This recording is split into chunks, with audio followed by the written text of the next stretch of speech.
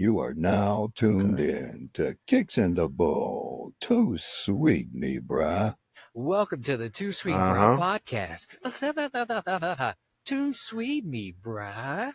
It's Kicks in the Bowl. Give him the horn.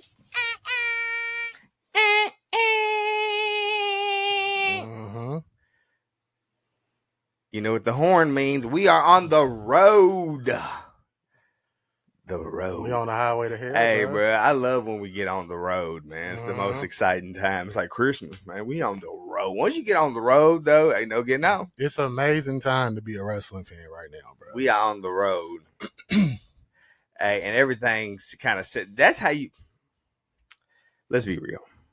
The way you can tell what the apex is what everything centers itself around. Right. So literally, once it becomes WrestleMania season, does not all of wrestling kind of revolve around WrestleMania season? Yeah, because I don't know if you. Well, I'm sure you do, but like even all the wrestling companies will have like some type of event in that city that WrestleMania is in every year, bro. All the time. Mm-hmm. That's how you know it. Like, I don't even know what the conversation be, bro. The writing be right there on the wall. Every time. Niggas just like to argue at that point. They just gonna try to argue their point even if they wrong, bro. But for what? I mean, I guess do it. Go for it. Fuck it. It's opinion. It's opinion. That's why you can go in circles to the end of town. You can. And that's the love. You can. It's just about your dedication to the conversation. How locked in are you? How long is your attention span? Yeah, but hey, and which fits because sometimes you never finish your story.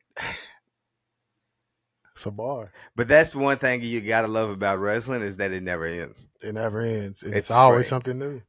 Like life, man. Mm-hmm. It's forever evolving. It keeps going and going.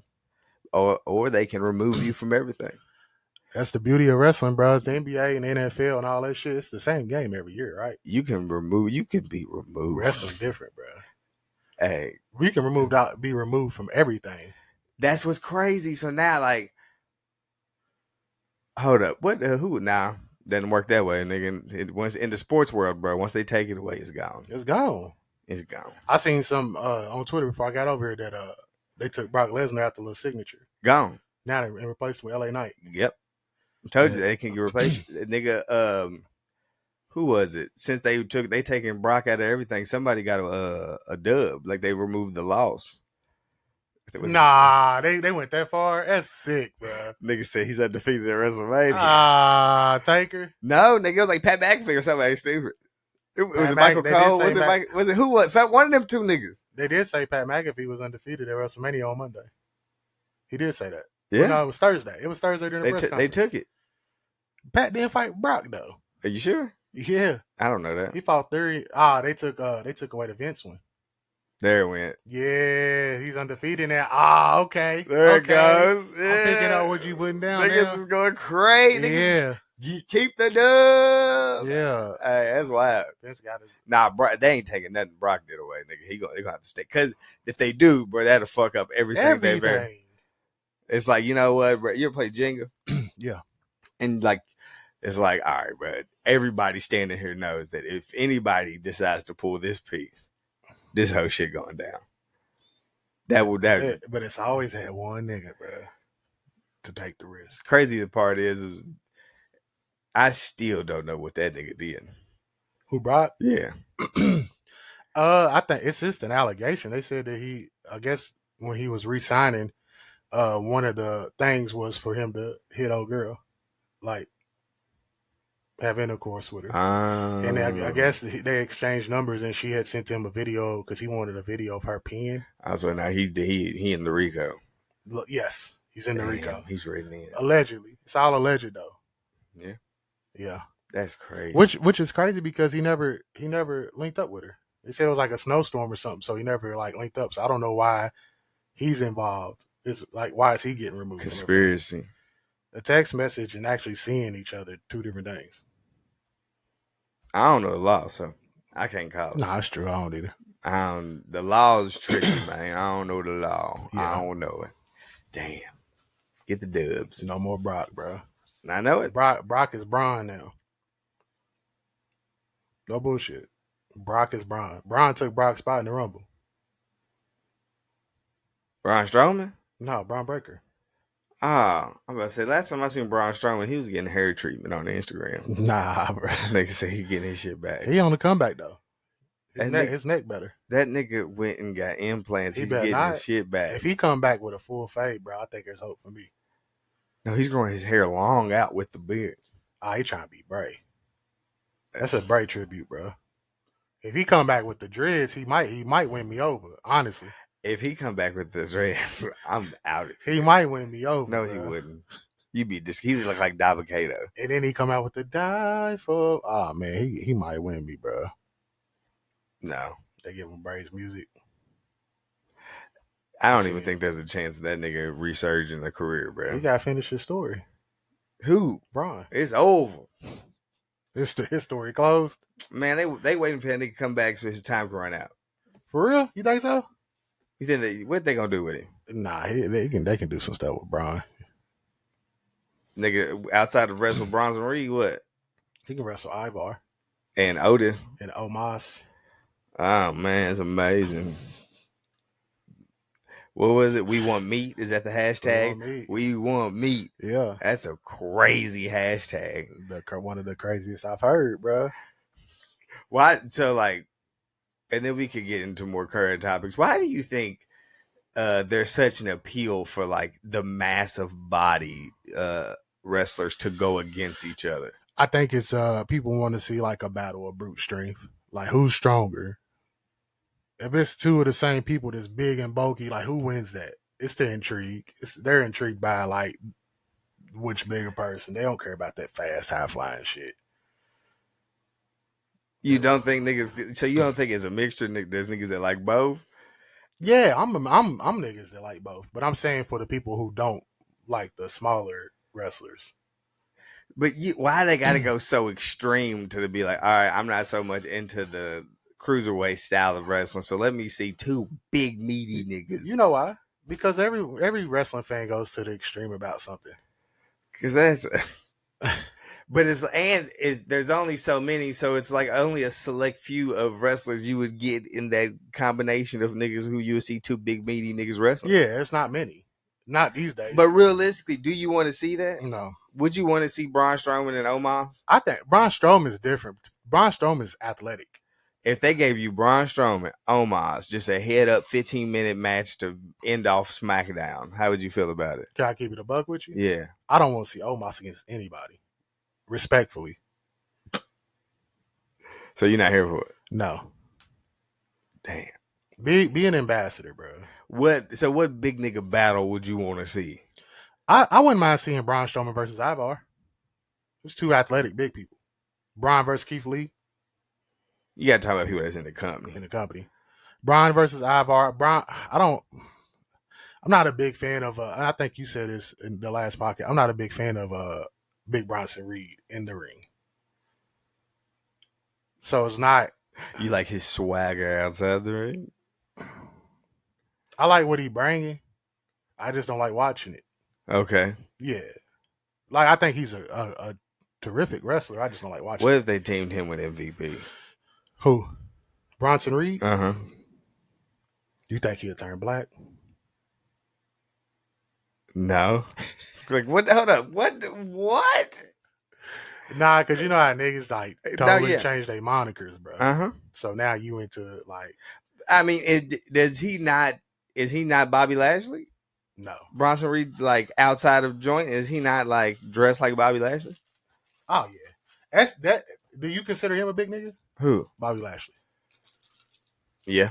I like to see him and Braun be cool. Bro, you like Braun Strowman? Mm-hmm. You asked me what big nigga wrestling matches I like to watch. Big E versus Braun. Big E not here though. You don't think he returning? Ever. Damn. You ever listen to him? Mm-hmm. He not coming back. When they asked him about his neck Thursday, Bruh, he not coming back. and it didn't sound like a lot of optimism, did it? Like the thing is he keeps reassuring niggas he's healthy, 100%. He can go, but then he goes, but I gotta make the decision that's best for me, which is like, nigga, you're letting us know that, there's potential that you could rehurt yourself, and there's no telling what can happen from that point on. So you look like you're not gonna risk it. So It's looking like you kind of merging into commentary. It's a fear. Oh yeah. I think he realizes that he could do other things. So it's like, if I could find another avenue, why put my fucking Would you do it? life and health at risk? What? Would you come back if you had suffered that injury and was healthy? It depends on my passion for the business. If pro wrestling was like my dream from the beginning, probably. If I found a way into this shit and it's like, hey, if I can stay into this shit without actually doing the fucking hard body shit, that I'd probably be like, all right, let's see if we can do something else. Do you hold a grudge against the bro who did it? I keep forgetting his name. The one that's in the Brawling Brutes? No. You see, because you said they tried to play that storyline up in NXT a few weeks ago. No, yeah, they nasty though. Yeah. Welcome to wrestling. I mean, hey, the niggas that get disgusted by the shit that goes on in wrestling confuse me, because it's like, welcome to wrestling, nigga. Welcome to professional wrestling. Mm-hmm.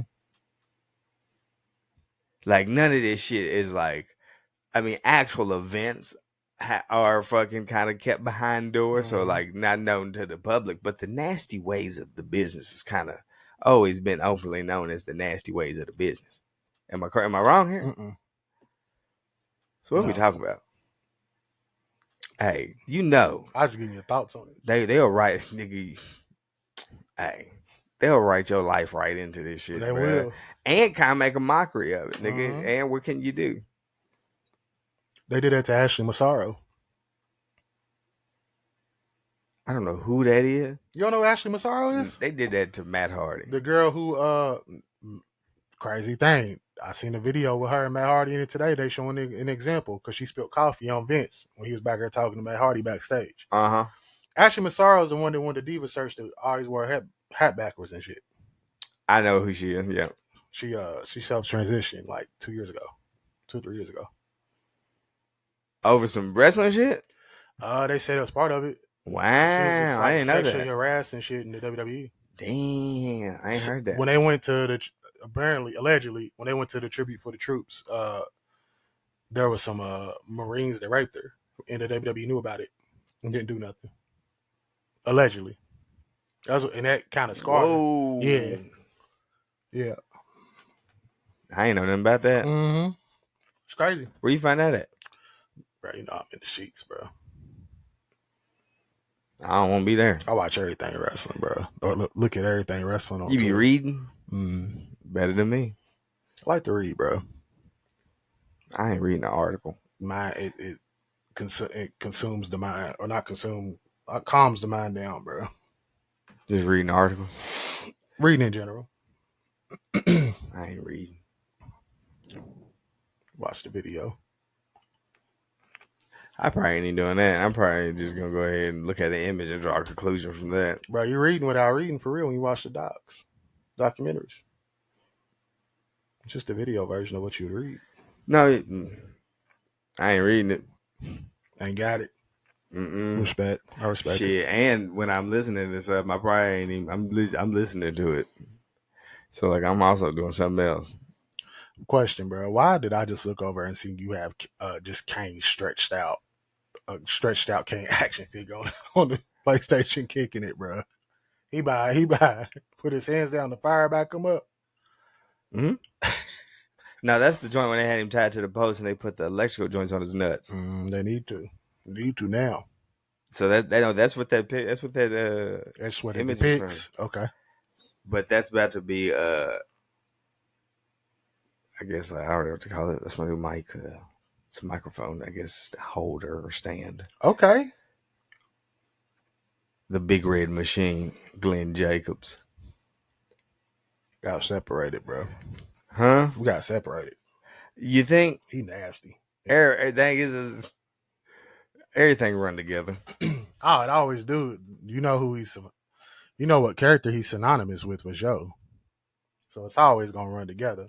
But you just got separated, bro. What? Because no, he be on screen as Glenn. You ever tell you the funny part is it's not every person gets the ability to be multiple niggas. Mm-hmm. He was one. Yeah, he was. Like, how funny was it when that nigga would be in the office with a suit on as like corporate, Corporate gang. and then like the mask could be in the joint, and then out of nowhere, fucking the Demon Kane will pop up, and they'd be like, "Oh my god, it's the Demon Kane!" And he come back as Corporate Kane and be like, "What the fuck? Where did he come from?" Do you remember when he turned into Corporate gang? Uh-huh. Like it was a random Raw, bruh, when it was set to align with Seth Rollins and Triple H and them. Mm-hmm. My nigga came down the ring. I'm like, bro, who the fuck is this? Uh-huh. He was Corporate Kane. He came down as Glenn Knox. He was Glenn Knox moving forward after that. Damn near. Yeah. Ain't that his name? Glenn Jacobs. Not Glenn Knox. I don't know who you was talking about, but I was gonna ride with it. Yeah, he came down as Glenn Jacobs moving forward after that. Who was Glenn Knox? He's the mayor of Knox County. That's where I got it from. Oh, Yeah. Okay. Yeah. Okay. Yeah. That's the character. Yeah. Because now he be on screen as he Mhm. pulls the Mick Foley where he's three different niggas. Yeah. Nothing like it. Nothing like it. Nothing like it. What you want to get into? Let's get to the shit. That's the hottest topic right now. Let's get to it. Undertaker holding the fucking trophy up at the soccer game. Yeah. What do you know what soccer event that was? No, but I Or know football? whatchamacallit was in it. Ronaldo. And that he was excited to see Taker up there holding that up. Worldwide phenomenon, bro. Why do you think they love Undertaker so much over there? I don't know. I don't know why the sports world loves him so much because he gave the Big 12 championship like a belt when the big to Texas, yeah. In his fit, I think. Wasn't he in his fit? He's always in the fit. He's the dead man. He's the dead man. Like, I don't know, man. Why do they love it? He's the Undertaker, bro. He deserves all that. If you was at a sporting event Mm-hmm. and a surprise appearance by the Undertaker happened, how hype would you get? I get hype as fuck. Biggest pop? Mm-hmm. You'd be like 2 for 1. I didn't even pay for this. Wasn't expecting this. I'm Got here. 2 shows. Here for it. Mm-hmm. Okay, so now, reverse question. Okay. Would you purposely go to a sporting event knowing the Undertaker's making an appearance? Yes. Okay. Mm-hmm. I remember one time I went to a Big Blue Madness, Mm-hmm. and Enos Cantor came out as the Undertaker. Yeah. So that's close enough, right? Mm-hmm. No. Only one. Damn! Don't and then know me. That's that's literally that's a verbal fucking Euro step, nigga. Because I'm sure you've seen Taker live, bro. Have I? I'm sure you have. And if you haven't, I'll be shocked. I haven't seen Undertaker. I think I've only seen American Badass live. I seen early Undertaker. I only seen. The only time I seen Taker was like 95. It was like a house show at Rose. I seen Big Evil, bro. Big Evil Red Devil. How cold is that? It's not. That's the only, and it's wild. That's the only Undertaker I've seen live. Damn. You remember the music? No. The little beat. Dead man walk. Uh-huh. You've done it now. That's when he was Big Evil Red Devil, bro. You think that's cold? No. Anytime a nigga wear the bandana that cover everything from the eyebrows to the fucking middle of the scalp, Nigga had chaps on. It's like, what are y'all going? Him, Bret Michaels, Kid Rock. Who else were fucking X-Pac? You remember Shannon Moore? Who's that? He used to tag team with Hurricane. Yep. He wore it. Is it dope? No. Okay. He was with the Hardys too. So yeah, Undertaker. It's so interesting that shit's out there like that. It's always a pleasure to see Taker, bro, get his flowers when he can. But it's like, at what point are they gonna move into more modern niggas to start doing shit? Well, you have to be him. You have to be the Undertaker. You have to have that prestige. It's like, bro, it's like going to a basketball game and Michael Jordan pops up and they show him on the camera. That's what it's like in the wrestling world. I don't know if I pop for Michael Jordan. Yeah, but you also not. Would you pop for Michael Jordan? Mhm. You'd be like, oh Yeah, almost shit. shit. I'm in the same building as Michael Jordan. Hell yeah. You nudge your person next to you and I everything. look. Nah, I'm not seeing it, bro. I'm not buying it, bro. You're not like, Michael Jordan. Michael Jordan. I'm in the same grade with Michael Jordan, bro. I was like that when I seen Scottie Pippen. Hold up, you saying like in person or like you Mhm. was in the arena with Scottie Pippen? Nah, so we was in the arena, but when we left, I was right behind him when he was leaving. And you was hype. Yeah, like it's fucking Scottie Pippen, bro. But like I'm trying to see, like you keep saying like hype, like Bruh. fit, like could I physically see it on you? Yes, bro. You should have seen how I was when LeBron came to Fayette Mall. Did your feet That was leave the ground? My feet's not leaving the ground for none of these niggas. I got gauge where you at. Yeah, go down a little bit. I got gauge I got gauge where you at. Look, you up here, nigga. I'm talking about like right here. But I'm trying to get it right in the mind, bro. So when I'm saying you getting hyped, bro, I gotta make sure if your feet leaving the ground or not. Who would your feet leave the ground bro, for? That's crazy, nigga. Michael Jordan here with us? Okay. That's nuts, bro. So your feet would leave the ground for nobody. Nobody. God. That's it. That's it. God. Is there anything that would make your feet leave the ground? Yeah. Like out of excitement? Hit a Like lick. If I hit a lick. Like win a lottery or some okay, shit. hold up. Like, okay, now fall to your knees out of excitement.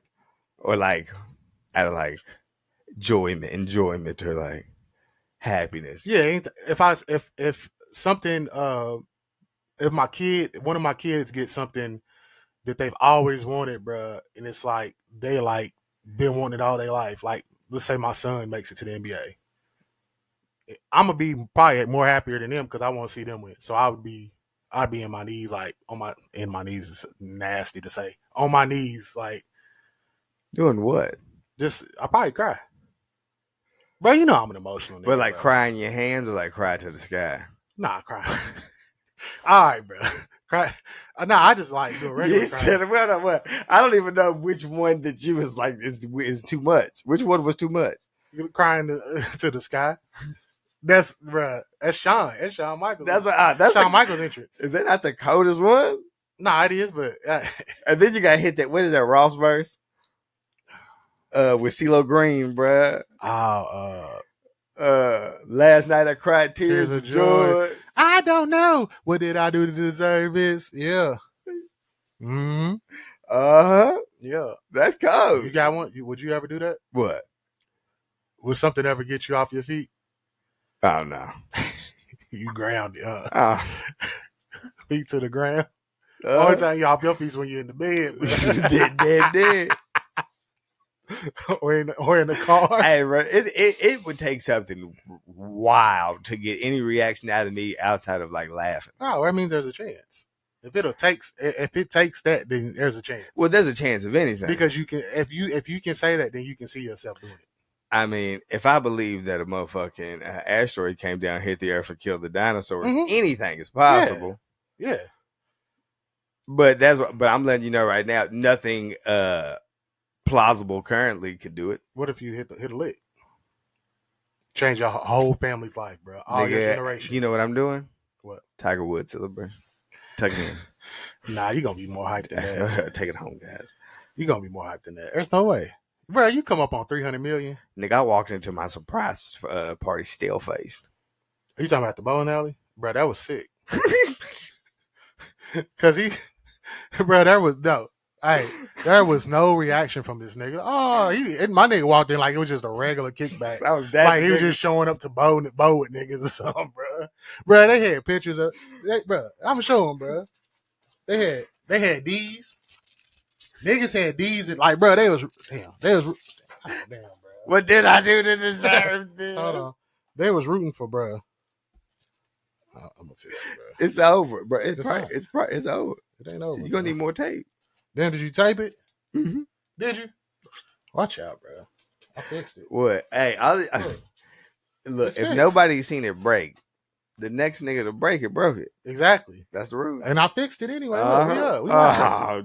You ain't gotta tell me. Bro, I tried to show niggas how he was at the birthday and ruin one of my niggas. I play by the rules. Keepsakes, bro. Bro, I can only imagine. Somebody picked up. Oh, what happened to this? This nigga rich, bro. Picked up my shit without saying something. Like it was his and this shit, bro. Oh, man, nah. That's hilarious. Good times. Yeah. Good times. You never know. Anything's possible. Anything's possible. I think you would. What? If you come up on some generational money where your peoples ain't got to work no more, bro, you can just do whatever the fuck you want. That's more. It's more than that. You see right there? You probably, bro. And I can, if you hit a lick like that, bro, I can foresee you like going to every event, tucking it in. Every wrestling event. Probably not. All the pay-per-views at least. The thing is bro, you're gonna be green shirt guy. I'm the kind of person that if I could do anything, I'd probably do nothing. Yeah, but that's always the case with anybody until something changes for them that you've never had before. Like if I'm sitting on millions, bro, I'm not gonna be who I am today. I know. I'm gonna be who I want to be. Exactly. This nigga sitting there by himself. I wish bro. I'm speaking existence for you, bro. I'm gonna see. We gonna see, bro. Let me get 2 hours of getting this shit somewhere by myself. Maybe it changes after that. Yeah. You get it out your system. Mm-hmm. You front row every paper. I just want to fill the room up. What's some joints that you got? Like the sand at the bottom, and they kind of like knock over and they come back. It's like kind of like inflated punching joints for kids. You got some shit that I ain't ever. You ain't never seen it? Hell no. Come on, bro. They got like, and you can get like any fucking joint, bro. It's like a punching joint for kids. The ones that sit on the ground? Yeah. Oh, it comes back? Yeah. Like a punching bag type thing? Yeah. Okay. Give me a room full of them. Niggas gonna rough up the punching button. Niggas gonna walk in the room and see every single one of them bitches deflated. Nigga go in there and let off some steam, boy. What would you do if you walked by a door and a nigga was in there letting off some steam like that, just going in, just punching? The nigga had a long day. That's how you got. This nigga day is crazy. I'm out of here. Run there, grab that nigga. Hold it. Like, you all right? It's gonna be all right. Enough. It's enough. It's gonna be all right. Let's talk it out.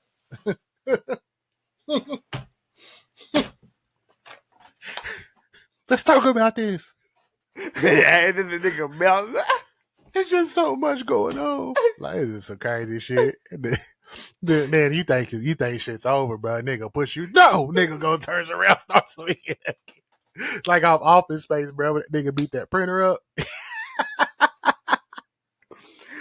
Hey, that's comedy, bro. Crazy. That's comedy. That is crazy. Do you want to get into AEW before we get into WWE? Since nope. You realize that if we get into WWE, we may not get into AEW? Well, since you put it that way, let's get. They got some news, yeah, because we gotta say the best for the best, bro. No slander to AEW. You know, they had a big announcement. Yep. Which, at what point? Well, my thing is, bro, if you gonna give it away, just announce it. But at what point do we stop announcing shit? Never. Why can't we just so it's like how many like actual organic moments has AEW had since year one? Yeah, not many. Because why do they feel the need to like allude or give the hint of what their next big thing is going to be? The only organic moment I've seen since year one was Adam Cole, and that was the double doozy. Yeah, like I knew that we all knew that Bryan Danielson was going to AEW, but Adam Cole was still up in the air. You heard so many things. They wanted to be a manager on SmackDown for the Keith Lee, I think, or something like that. Some crazy shit. Yeah. So him coming out, that's probably the last organic. Besides that, it was all year one for me. So why do you feel that that's their thing that they do? Well, it's because they don't know how to run creative or really run the company. Let's be honest. Big announcement. Yeah. AEW Dynamite. What was it called? Business. Big Business. Big Business. Big And then in the background, I don't know if you noticed on the sign, it said Boston, but it was spelled with 2 S's with dollar signs in them. With the dollar sign through them. I did not see that. Yeah, it was like Boston and with 2 S's. Oh, that's ass. On the bill. It's 2-pack. That's why I said if you're going to give it away, bro, just announce it. Because at this point, nobody's surprised. Not How we even feel though? How we feel about it? Bruh, I swear, I'm taking all bias, WWE bias out. We talked about this last time. There's only a few people she can wrestle. Mm-hmm. They're not good. They're not good with storytelling with the women wrestling, with the women's wrestling. Besides Tony Storm, Right. and the Ruby Soho shit's all right with the boyfriend or whatever. But other than that, bruh, you really like, to me, it's really a money move because what made the most sense? Let's just keep it a buck. Going back to WWE made the most sense for her. And I just don't think that she'll move the needle a little bit at the beginning. For AEW, Did you see the reports that I guess supposedly one of the things that triggered the AEW move is they supposedly can further her in like Hollywood. How? So did you see those reports? No. Oh, I seen it. How? I don't know. I thought it was fucking buffoonery, but I was because gonna see MJF was in Iron Claw. I was about to say so, bro. I was wondering if you had more knowledge, but if you didn't see it, maybe it was just cock sources. Or I just never seen it. The only thing I seen was that she's been signed since like early January. Yeah. So, have you also seen reports that she's still injured? Yeah, she's working on getting back. So, what's the point of debuting it now if there's no plan to action in the upcoming future? It's a CM Punk situation when he debuted at Survivor Series. Like, it's already known that she's coming. Put her on TV for a little bit. He didn't wrestle his first match till 2 months later. Are you a fan of Mercedes Moné on the microphone? I'm not a fan of Mercedes Moné, the character, at all. So you're not a fan of her on the mic? I've only seen her once on there in New Japan, and there was a press conference she went crazy at. So I would say, yeah. I'm just not a fan of her. I'm not a fan of that character. You think she does have to go a little bit more adult with There's no question. So that would have to be the appeal. Yes. Okay. What do you think? I don't know. I like her as a performer, so I think no matter where she goes, it should be good. But good for how long? Let me tell you what comes to my head. It's like it would be like Edge leaving WWE and showing up to AEW as Cliff. Let me tell you what I think I need though, because with a lot of these people, we've never truly seen them not under the umbrella or the guys or like the all right, y'all need to do it this way kind of shit. So I need to see what they look like when it's kind of like, all right, bro, let's see what you got. Like, go figure it out. Let's see what you coming up with. Well, let's look at the past history of us. What do we have? What examples do we have of that? Dean, House of Black, Moxley. House of Black, yeah. John Moxley, Mox, Ambrose. I guess now Edge or Copeland. What about him? Like, this is him with freedom. His creative choice, huh? Is he hooping? Hey, yeah. Okay, so maybe my question should have been who's done that and been successful. Christian. He's the same person he was in. You don't remember the ECW days? Kind of like, yeah, low key same thing. So we've seen it. When has somebody came out from where they was at, completely changed and did something different? Better, yeah. Only one I can truly think of is Tony Storm.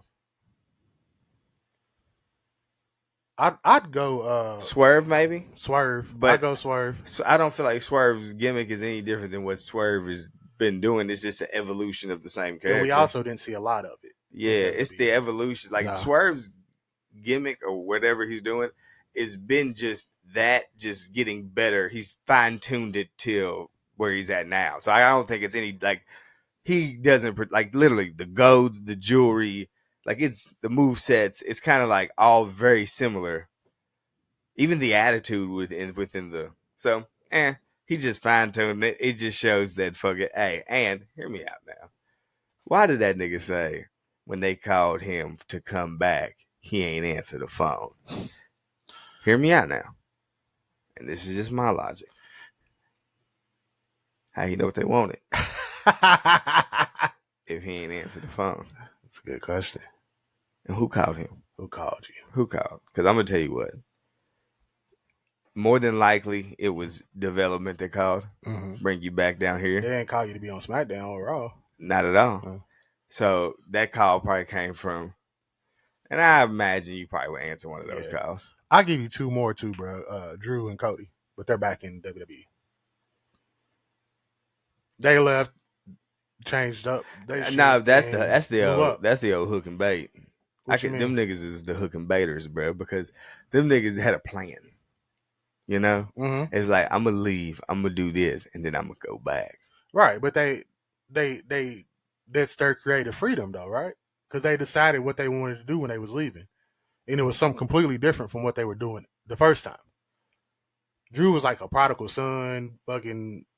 He was a poor man's Triple H, honestly. Because can't nobody do Triple H. He was a poor man's Hunter Hearst Helmsley. Early days. He had to go get rugged. He went and he got in his bag. Cody wasn't like that businessman type of final boss character for Mortal Kombat that he is now. No. Cody had the help. Yeah, he had the help, but he also had to execute his vision. No, too. completely. But what I'm saying is I give it to Drew because Drew kind of did it like out the mud on his own. Cody definitely had assistance. Yeah, that like brung extra eyes to what Cody was doing. You know what I mean? It made he teamed up with some niggas that gave it added a little extra character to what the nigga was doing. We can't diminish that. But for those people to team up with him, they had to see something. No, yeah, as well. So I mean, Cody gave him what I'm sure Cody told him how he was trying to come with it. Yeah, I'm talking about from the fan perspective. Oh yeah, because like I remember before he started teaming with Bullet Club and getting over and mixing in with that when he was doing the indie circuit here, Jim like Halls. niggas was. Did they give a fuck? No. Like after he kind of left and said he was about to go out there and do it, niggas kind of was like, all right, bet. And then just let him. If he pulled up to your town, you was hype, but niggas wasn't really following Cody Rhodes. Nah, not until he got to New Japan. And that's when it really fucking niggas was like, all right, we on to something now. So, but I mean, it just like which I said, will make it harder for fucking Mercedes Moné, my nigga. It makes it harder. Yeah, obviously going to fucking AEW and trying to do something there.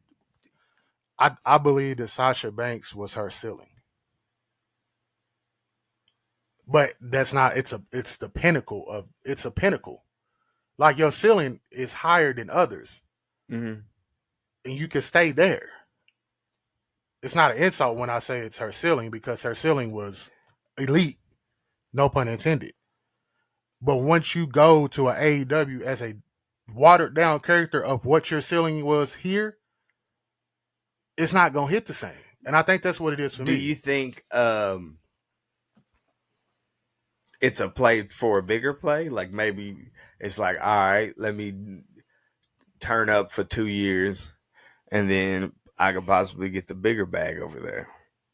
I'm sure she's going back. Yeah. So it's like I get this big bag here. I do this 2 years. Once it's time to, I can fucking get up out of here. I think the way things are going right now, I don't think Tony Khan giving niggas 2 years contracts. I think they for it better now. Like Adam Cole and Malachi Black signed for like 5 years, bro. So even if they wanted to leave rap, unless they want to go put some hands on niggas, there's a way out of it. There's a way out of over there. Punk gave niggas the blueprint, huh? A few niggas gave niggas the blueprint. Yeah. But that's the thing with the blueprint. Yeah. You gotta make sure you got some soup bones. Because if you just going in there and catching the beats, nigga, you just gonna be stuck here. Nigga, hey, and because you caught the beats, you out for a little bit. We adding time to your contract. Niggas gonna be stuck forever, bro. The 360, the AEW 360, bro. So, but she has to overperform, right? Yeah. If you go in there, it is kind of like don't do nothing groundbreaking. How would you debut her? Have her music hit and walk out. Yeah, but who's gonna? Somebody got to come out. Not just her. Because if you And come challenge out, the whole division. they Money. gonna click off. Huh? Is they gonna click off? Is that not what they're gonna do? I hope not. Why not? Because bro, it's not the locker room. Not really going crazy like that. You got Julia Hart, Uh-huh. Sky Blue getting up her. Uh-huh. Britt not even there right now. I don't know where she Is is. she going? So do you go main You got to. title or mid card title? If you are bigging somebody up this big and gonna have a whole show dedicated like you did CM Punk, you gotta go for the belt, the main one, the women's, not no TBS, the women's championship against Tony Storm or Deonna Purrazzo, whoever wins. Money. I hate that. Okay, I would debut her. I'm a hater, bro. So who like somebody? I don't honestly. Whenever when the event comes, bro, just don't even get into it. Like, do your fucking dynamite intro or right at the joint. Just have her music Like hit. Punks. Just start the show off and have her come out like New Jack Ooh. with the cut off sleeves yeah. and Yeah. she come out with a fucking shopping cart, nigga, with some shit. Just get into it. How would you feel? I don't foresee any way in which they debut it is gonna shake the room for me. We'll see. I don't know. They're talking about debuting Camille too. Like apparently Camille had contract discussions with WWE to start at NXT. They fell through, and now she like close to signing with AEW. Because WWE is pretty much telling niggas, hey, bro, this is the way we kind of do shit. And if you don't want to do shit this way, I don't know what to tell you. It's cool. We got enough niggas. And AEW is like, whatever accommodations you need. You never want to leave your home country of whatever. You don't have to. You only got to show up for this many dates and wrestle this much. And it's like, I mean, I guess, but at this point, nigga, the way they're developing their own talent, you outside niggas better take it or just go ahead and be comfortable with wrestling in AEW.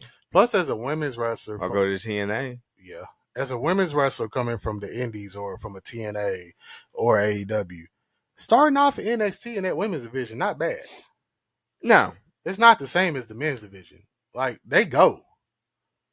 So it's like it's not really a step down. The NXT women's division sometimes been said that division better than the main roster's division. So you're not getting put in a bad situation to start at NXT. Okay. What do you think? No, not at all. No, not at all. But I mean, I guess everybody makes the decisions that best fits them, you know? So I'm excited because I'm a fan, but what does that mean? My fandom can leave based on the performance. Yeah. You've seen how I get down. Yeah. I'm definitely a fan of the moment. So I've also seen during that announcement, people saying that it's a double play. And we got Okada coming. Yes. So maybe the music hits and the money falls at the same time, and then we get them to come out like the gangsters. So then she's New Jack, and he's what was it, Mustafa? What was the other cat's name? What was New Jack's partner's name? I don't know, bro. They come out again. New Jack was dangerous, bro. So you don't want them to come out like that? It's not gonna move it. Okada, he ain't going WWE. So what they saying? They said AEW bound too. Tough, bro. Because I think at this point AEW got so many people, bro. I just don't. No, their roster is flooded. Yeah, a lot of. I mean, we ain't seen Miro since he went against Andrade. They ain't got nothing written for him. They ain't never got nothing written for him. Well, the AEW Tag Team Champions currently is Sting and Darby. Why? They wanted to give Sting a championship before he retired in March. One last championship. So now the last match is a tag match in which he loses the tag belts? Yeah.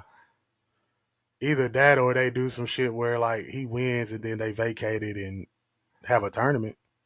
Oh, okay. Isn't the thing in pro wrestling the way you want to go out is on top, on your back? Is that what they say in pro wrestling? Yeah, it's like the passing of the yeah. You won't be an enhancement talent on your last match. Yeah, you want to lay his ass down for the 3-second tan. For the 3. So you think they're gonna lose to the Bucks, or you really think they're gonna get that dub? My thing is I say Darby turn on him. Either Darby turns on him or Darby takes the pin. Now Darby needs to turn, send his ass to the send him to the morgue. Send Sting to the morgue, put him in the dirt. Mm-hmm. They do one of them video joints out where on the exit, one of them Darby Allin videos. I don't know why his choice was to fight the Young Bucks in his last match. Nostalgia. It's random. That's big random. Everything over there is kind of random. Because who was it? Ricky Sting and Big Sting versus Darby Sting and Sting. Yeah, that's funny as hell. Yeah. Apparently, Warlow got hurt again too. Again. Did you see it? Nope. With his knee. Mm-mm. It's 2 weeks ago. Damn. I've been slacking on watching AEW. I kind of just been reading shit. I've been browsing. I browse. I be trying to tune in, bro, but I be so busy on Wednesday nights, bro. And then I never read anything super exciting that makes me want to like go back and watch something. Yeah, that's how it is for me. Like one of my I watch a bunch of clips on X. Yeah, so I'll catch it on Twitter for something major, and then I'll go back because I record it. I just don't watch it for the most part. I just browse. It just depends on what I'm doing. Samoa Joe, Hangman, and Swerve in a triple threat. I like it. I like it. You like it? I don't mind it. I thought you was looking at me like. I mean, it is what it is. How do you feel about? I don't know if you've been paying attention, but Samoa Joe's title run, like the way he's like, he's the champion. He'll fight anybody. I don't give a fuck. Blah blah blah blah. It's kind of like he's nonchalant. That's him. It's always been him. But then, how do we get a good storyline from that gimmick?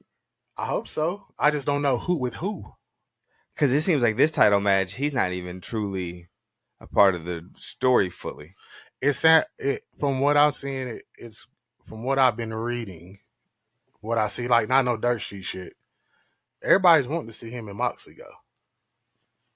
Like it's kind of been avoided. Joe kind of said some things about him. He said some shit about Joe. You saying like in real life? In a match. That could be a storyline with it right there. Fabe. I'm here. Yeah. I wouldn't mind it because that's too hard hitting. Yeah. That'd be a good one. Mm-hmm. Speaking of Moxley, I seen there was I forget what it was, but I seen a post and it was regarding Mick Foley, and I guess he was on a radio show or a podcast, and he had spoke that he would like to do one more match, a death match, but he would want it in WWE because he would want to go full-fledged death match. Yeah. And then he was asking who people would think would be a good opponent, and I seen people say Moxley. Then I seen people. Well, I didn't see people. I seen Matt Cardona said, "Hey, pick me."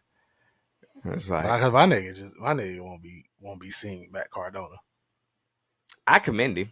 Yeah, he's persistent. Would you want to see a Moxley Mick Foley death match to send Mick Foley off? Yeah, because for good one more because of their history. I don't know if you remember or not, but like before Moxley like got his break in the WWE, him and Mick Foley like got into it and shit. They're like an indie show. Man, years ago. Would you want to see Mick out there? That's what I'm saying. That's why I would want to see it. Yeah, in his last match. You think he could get his body to the shape to being able to give us a good one? Mm-hmm. That'd be interesting because every time I see my nigga, he walk around like a cashew. Like he hurt. Yeah. That nigga walk around. Cashew's crazy. Why is a cashew crazy? To say a nigga walk around like a cashew is crazy work, bro. Am I lying? Because I'm trying to figure out how that is, how a cashew would walk, bro. What a cashew look like? Yeah, I imagine that on legs. He crazy, bro. With sea salt. That nigga be doing DDP yoga. Yeah. Does Bobby Fish work for DDP Yoga now? Like he's like that's his thing, like a yoga instructor. That picture you sent me of Bobby Fish the other day is the first time I've seen or heard anything Bobby Fish, and since he had that promo in TNA. Has he retired from wrestling? Nah, he signed with GC. He just signed with GCW. Damn. Yeah, I didn't know niggas signed to GCW. I thought that was just like a promotion that like books niggas. signed up. That's all right.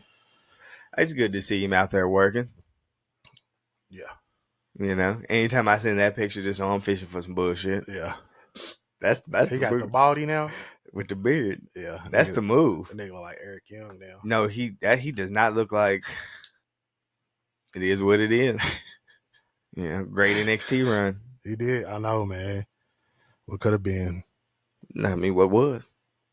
I'm talking about if they made it to the main roster. We had this talk before. World will never know. We can't even sit there and, you know what I mean? Yeah. Well, we got La Parka in WWE. I don't know what we're talking about, but this is off of that. I just seen a shirt that was cold blooded, which I probably need to get because 420's coming up. Yeah. Nigga, it was La Sparka. La Sparka. And that nigga had I think he had like a joint doing, you know how you used to do the chairman dance. Mm-hmm. I also seen Big Bad Doobie Daddy, and he had Big Papa Pump. That'd be hard. That was cold too. I said these is cold. Yeah. But they're on sale right now for Valentine's Day. I was thinking like I could get this for 420. Get it off. But it is what it is. It is what it is. We knew what it was, but we became a part of it. Wise man once said, nothing stays the same forever. Yeah. Not even me. Talk about it. Let that sink. Any more AEW news? I was gonna bring up that I seen a picture of Britt Baker, and I was like, I haven't seen Britt Baker in fucking forever since Adam Cole got hurt. That's crazy. She tending. That's all right. But stand by your man. She tending, but shit, he at the shows. He coming out with the group. Who knows? I ain't. Maybe she busy in work. She also has been on Twitter like liking posts about like her not being used in the women's division and shit. Oh, last thing, and this can mend us into because you got anything else AEW related? No. Their pay-per-view is when? March the 12th. So it's weeks away, right? Yeah, it's some weeks away. I've seen that people have been pitching or trying to get the idea of getting Dustin Rhodes back to WWE as Goldust to assist Cody with whatever he has going on. Yeah. How you feel about that? I think it'd be dope. I don't think Tony Khan would do it because of the bad blood, but yeah, I would like it. What do you think? Oh, totally. But realistically, it ain't gonna happen. Not a chance. But I think niggas at this point, bruh, I think niggas are just fantasy booking on the internet and being like, if this don't happen, blah, blah, blah. It's like, bruh, it's just a shit ton of niggas fantasy booking at this point. Yeah, that's how the game is. It ain't even niggas debates they just be debating their own fantasy bookings. Especially on this, bruh. You gonna always get that on when we on the road. Get all type of fantasy bookings when we on the road to WrestleMania, bruh. Yeah. What was it? What did you see? I don't know if we covered this or not, but Triple H, when they did, it may have been after the Rumble, or they did like the presser, and they had asked him about what was going on with the Vince shit. That was during the presser, Royal Rumble presser. And then he kind of answered them to the best of his ability by dodging the questions respectfully. Yeah. I mean, that nigga, don't bring that to me. Right. You know what I mean? Hey, if the sheriff come knocking, he gonna have to catch me walking out the door. I'm not gonna open it for him. Right. Yeah, I agree with that. But niggas were being like, oh, y'all complain about how Tony Khan does shit, but then you see Triple H do this and you don't have a problem with it. And I'm thinking, are the two ways that niggas do shit even comparable? When did Triple H come out with a fucking full wig on with glasses? To like act like he was somebody else, bro. I don't know. And that was his joint where they had the issue with the Jericho stuff. And then who is it? The press, I guess, were Yeah. asking the questions or attempting to get the information on the Jericho situation or whatever. And it's like, bro, they handle these two completely different ways. Yeah. And one, I want like realistically, bro, I think certain people don't like truly understand, but you can't listen to everybody because everybody ain't as informed to know. It's like, nigga, if we have ongoing investigations and this shit's like an actual legal thing, what can I sit up here and say for real? Right. And plus, bro, Tony Khan ain't related to Jericho. Like Triple H, that's Triple H family, bro. They said niggas was hot that Triple H said that he didn't read the document. Niggas always gonna be mad about something. So he ain't have time to read that. No, nigga, I Nigga, didn't. what would you have done if he did read it? What would your reaction be if he did read it? No, Because niggas just get mad over whatever, bro. Like, why does it matter, bro? What you gonna do? What if he read it, nigga? How you gonna act? Like, come on, bro. they're gonna say get him out of here. Because he read it? Because he read the article? Them niggas gonna sound extra stupid. Damn, man. Did we ever speak of? You ever tell you what I just realized? What? And I don't think we spoke about it, but the Bellas and Laurinaitis, are they still in connection with each other? Yeah, like, they date the mom. That's what I'm saying. Like, is he still married to like their mama and stuff? From what I know. So are they going through a hard time with this right now? They posted some type of response to it. I thought about this because I be watching Barmageddon on Peacock, and I said, I guess with the new season, they switched to, I guess, their now official name. So like they're no longer going by Garcia. Yeah. So they was like I said, oh, okay, this is the first time actually physically seeing it go on. Then I was like, damn, you know what? And it hit me. I was like, how are they dealing with the fucking? Yeah, they posted something in response to it, like the second day it came out. I didn't read it. Was it like respect our privacy or something? Like they not condoning. You know, I don't condone this. I don't condone that. But at the same time, respect our privacy. Some shit. And I mean, this might be a little foul. Seeing the way they was playing, you think he was playing like that in his home? Yes, I always thought he was a creep, bro. So you think, yeah? I mean, because they was into the sharing care. Mm-hmm.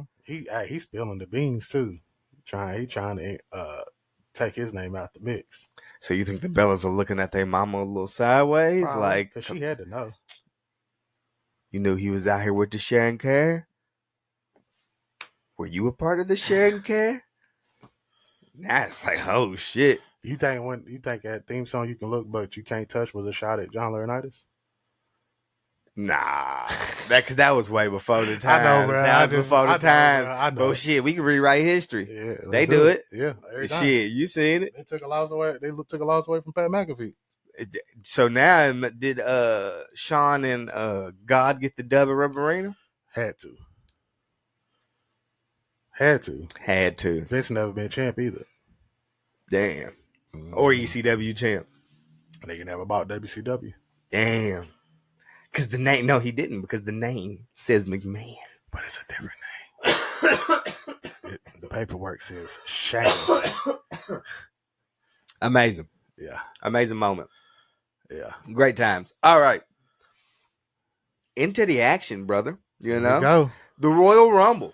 Yes. Let's get into the Royal Rumble. Yeah.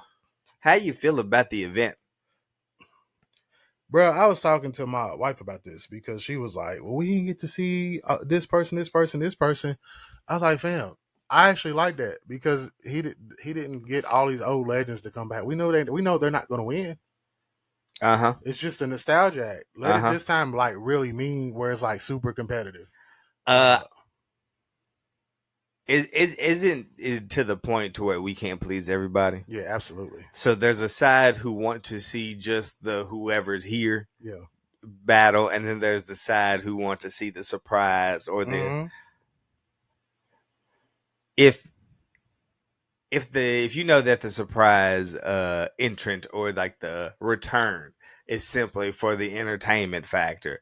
If they eliminate that and just give you a more modern entertainment factor, do you still need the surprise, like old return? No, I think there was enough surprises, and it was surprises of people who are actively on the roster. That's what I'm saying. So, like, Yeah. would you, in your own personal opinion, would you prefer a more modern roster Royal Rumble, or would you want to see the good old 2 to 3 person return? I would like to see like the two or three people.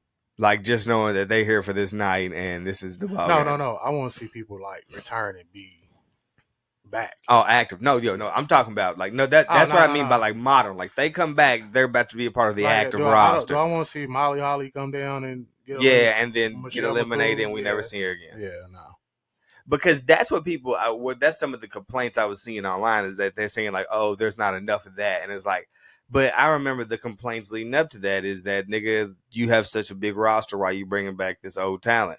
Then it's like, well, nigga, there's going to be two people. They're going to argue both sides regardless. So. You know what the most important part of the returns are? What? The pops. As soon as the music hits and that person come out, they go crazy. After that, they don't give a fuck. There was the complaint that the music or the people's theme songs aren't recognizable enough, and it's causing like when the music to hit, they're not getting the reaction instantly because people don't recognize the tunes. Nah, they're saying like a lot of the interest music is shit, bullshit. Like they need to get Jim Johnston back. Maybe, but I was locked in. Everyone that hit, I knew who it was. Well, of course we was, but like somebody who is the casual wrestling fan. Oh, we listen to them? No, I don't. Because niggas was like, I don't know these songs, and I'm like, how do you not know that was Xia Li, bro? Like, how do you not? Yeah. These are like, we had to wait for the names to pop up. We had to wait. It lets me know that you watch Royal Rumble, Mania, and then call it a year. Hey, bro, watch what you watch as much as you want to, and complain what you want to complain about. But understand that your complaints only truly pertain to you. Yeah, they don't ring off. Yeah, like I won't have the same complaints you will have, but it is what it is. I didn't have a problem recognizing who was coming out. I didn't have a problem with the whole Royal Rumble. I think it was all, 2 matches and then 2 Rumble matches. It wasn't too long. It was great action. The women stunk it up for a little bit at the beginning. It was a little dull. Like it was some bad wrestling. But after that, bro, it's one of the best ones I've seen in a while. Okay. You think it's one of the best? It was all right. Yeah. It was all right. There's certain spots that, you know what I mean, but with everything changed, so you can't be upset. You just got to appreciate it for what it was. I enjoyed it. Royal Rumble legit starts the road, bro, because there's so many different variables and stories that you get in the Royal Rumble match. No, yeah, that's why we on the road. Yeah. So then after the women's Rumble started it. Mm-hmm. We had Roman the 4-way. No, we had a couple big returns within the women's Rumble. Yes. Naomi. Then we seen the working relationship between TNA and WWE again. Jordan Grace. She pops up, so we appreciate that. Yeah. The debut of Jade. That was enjoyable. And then we had Liv Morgan at the end return. And a Liv return. Mm-hmm. They did all that within the women's Rumble. Yep. And we didn't need fucking...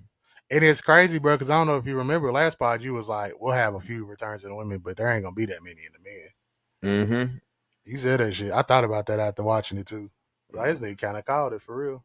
Because they got to feel it. Mm-hmm. I thought there would be more NXT action. Yeah. But, I mean, I guess if you didn't need it, right? You didn't need it. So, I enjoyed the women's. I think I enjoyed the women's more than I enjoyed the men's. Yeah. But I feel like I usually always enjoy the women's more than I enjoy the men's. Who knows? They follow up that with the Universal yeah, I thought that was weird. Championship match. Maybe. Can you tell you the only reason why I thought that would happen is if one of them entered the Royal Rumble, the men's. That's what I was thinking, but not a chance. Not even. Yeah. So I don't know. But they did it. Mm-hmm. So that was a good match. It was, and it was it's kind of a repeat. Solo comes in, interferes, and then they wrestle a little bit longer, and Roman ends up winning. The way he won, I liked it. Yeah. That was a nice way to end the match. I enjoyed that. I think, and this is my personal opinion, I don't know if I voiced it on here before, but within the reign, they're crossing T's and dotting I's, checking all boxes. So it's like, when right now it seems like they're padding stats, but 25 years later, right? And when we look back to the reign, and it's like, okay, this nigga held the title for this long. This nigga won a triple threat. This nigga won a fatal four-way. This nigga won a cage match. This nigga wanted this. This nigga wanted that. So it's like, oh shit, he did it all within the reign. That's what I think what they're going for. Yeah. So there was no. I'm like, bro, he ain't won a fatal four-way yet, so he's got to do that to show how dominant he is against elite talent too. Yeah. Yeah. So like the reign through right now, some people complain. When you look back at it, you're gonna be like, oh shit, he was dominant. Yeah, there's no reason to complain. So that's good. You heard the story that Logan Paul told.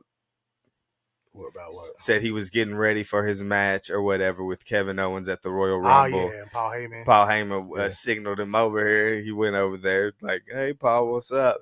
And Paul was like, you want a little motivation? He's like, yeah, what you got for me? See, he leaned over into that nigga's ear and hit him with the, you know how they be like, thanks for coming, brother. You know how they, when you about to leave church, said he hit him with the, follow that motherfucker.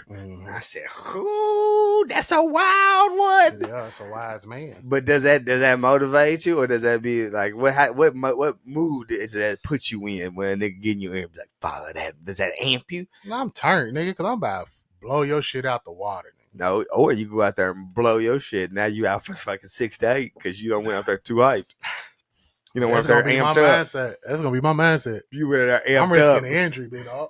Because you so amped up. You went out there, bah. Yeah. 6 to 8. I'm risking it. 6 to 8. Risk it for the biscuit. For the biscuit.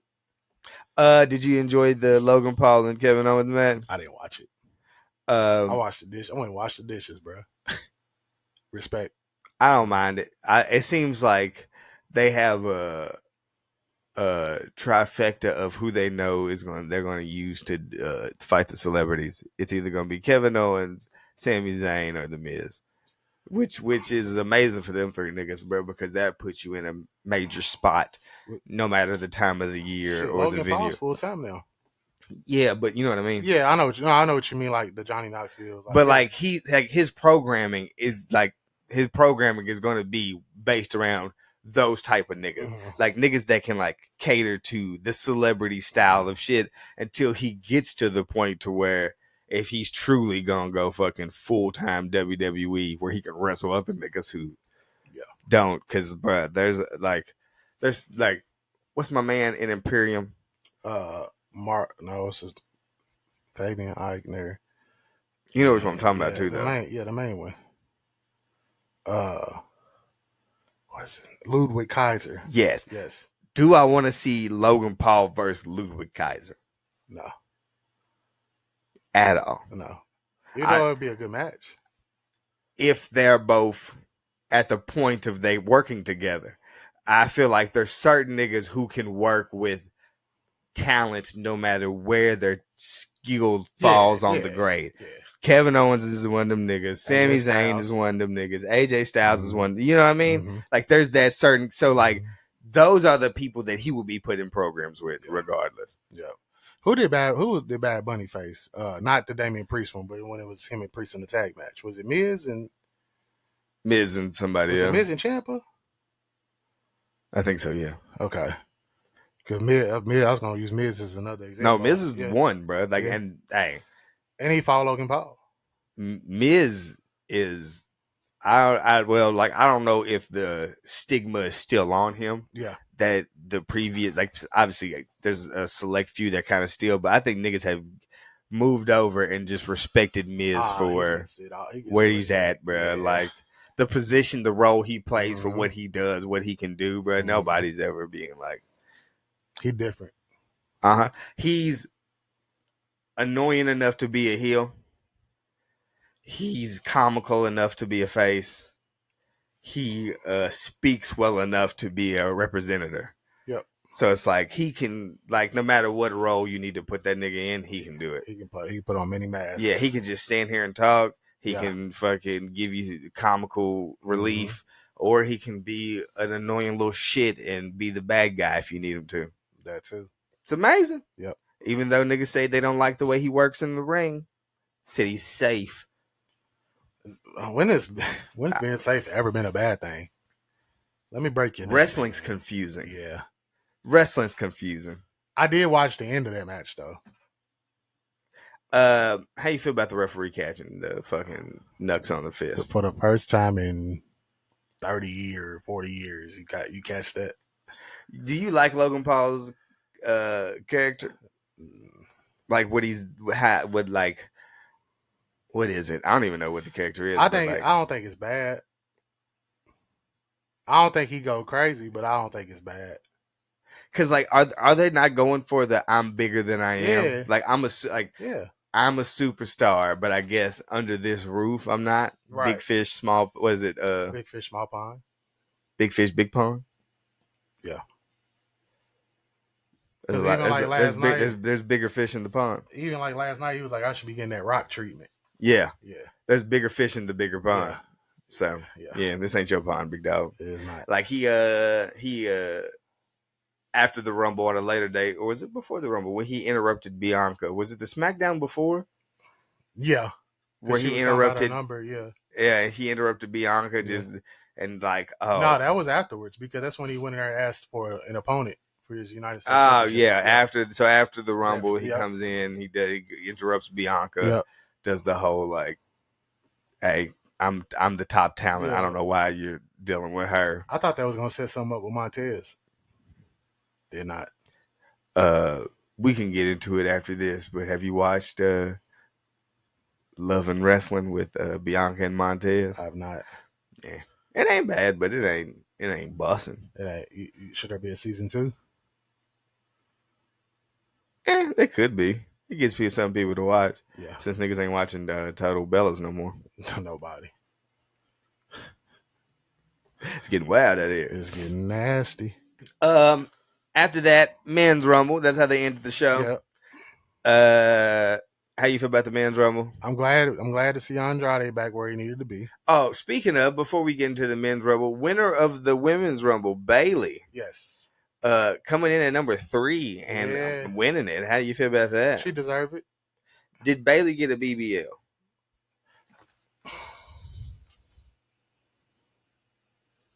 Or is them natural gains? She's always had it, but it's just different now. I just think she put on some weight. I think it was in shape that. So you saying no? No, I don't think she did. You think they just transferred some fat? No, I just think that she gained some. Now, what's that shit? What they do? Where they do the sculpting? It ain't like really a surgery. They just kind of like sculpt it into a bubble. They get that ass. They just. I ain't heard of that. I'll show you some videos later. I'll send them to you. Black man. I don't know, but I'm here for whatever she got going, brother. Man. I'm here for whatever Bayley got going for sure. No, yeah, but show competed great in the match. So yeah, kudos to Bayley for winning that. She damn near has won everything under the sun now. Almost Hall of Fame career, babe. You could have not won it and been Hall of Famer. Money in the Bank, Royal Rumble, Triple Crown champion. Won all 3 world champions on each division. NXT, SmackDown, and Raw. Yep.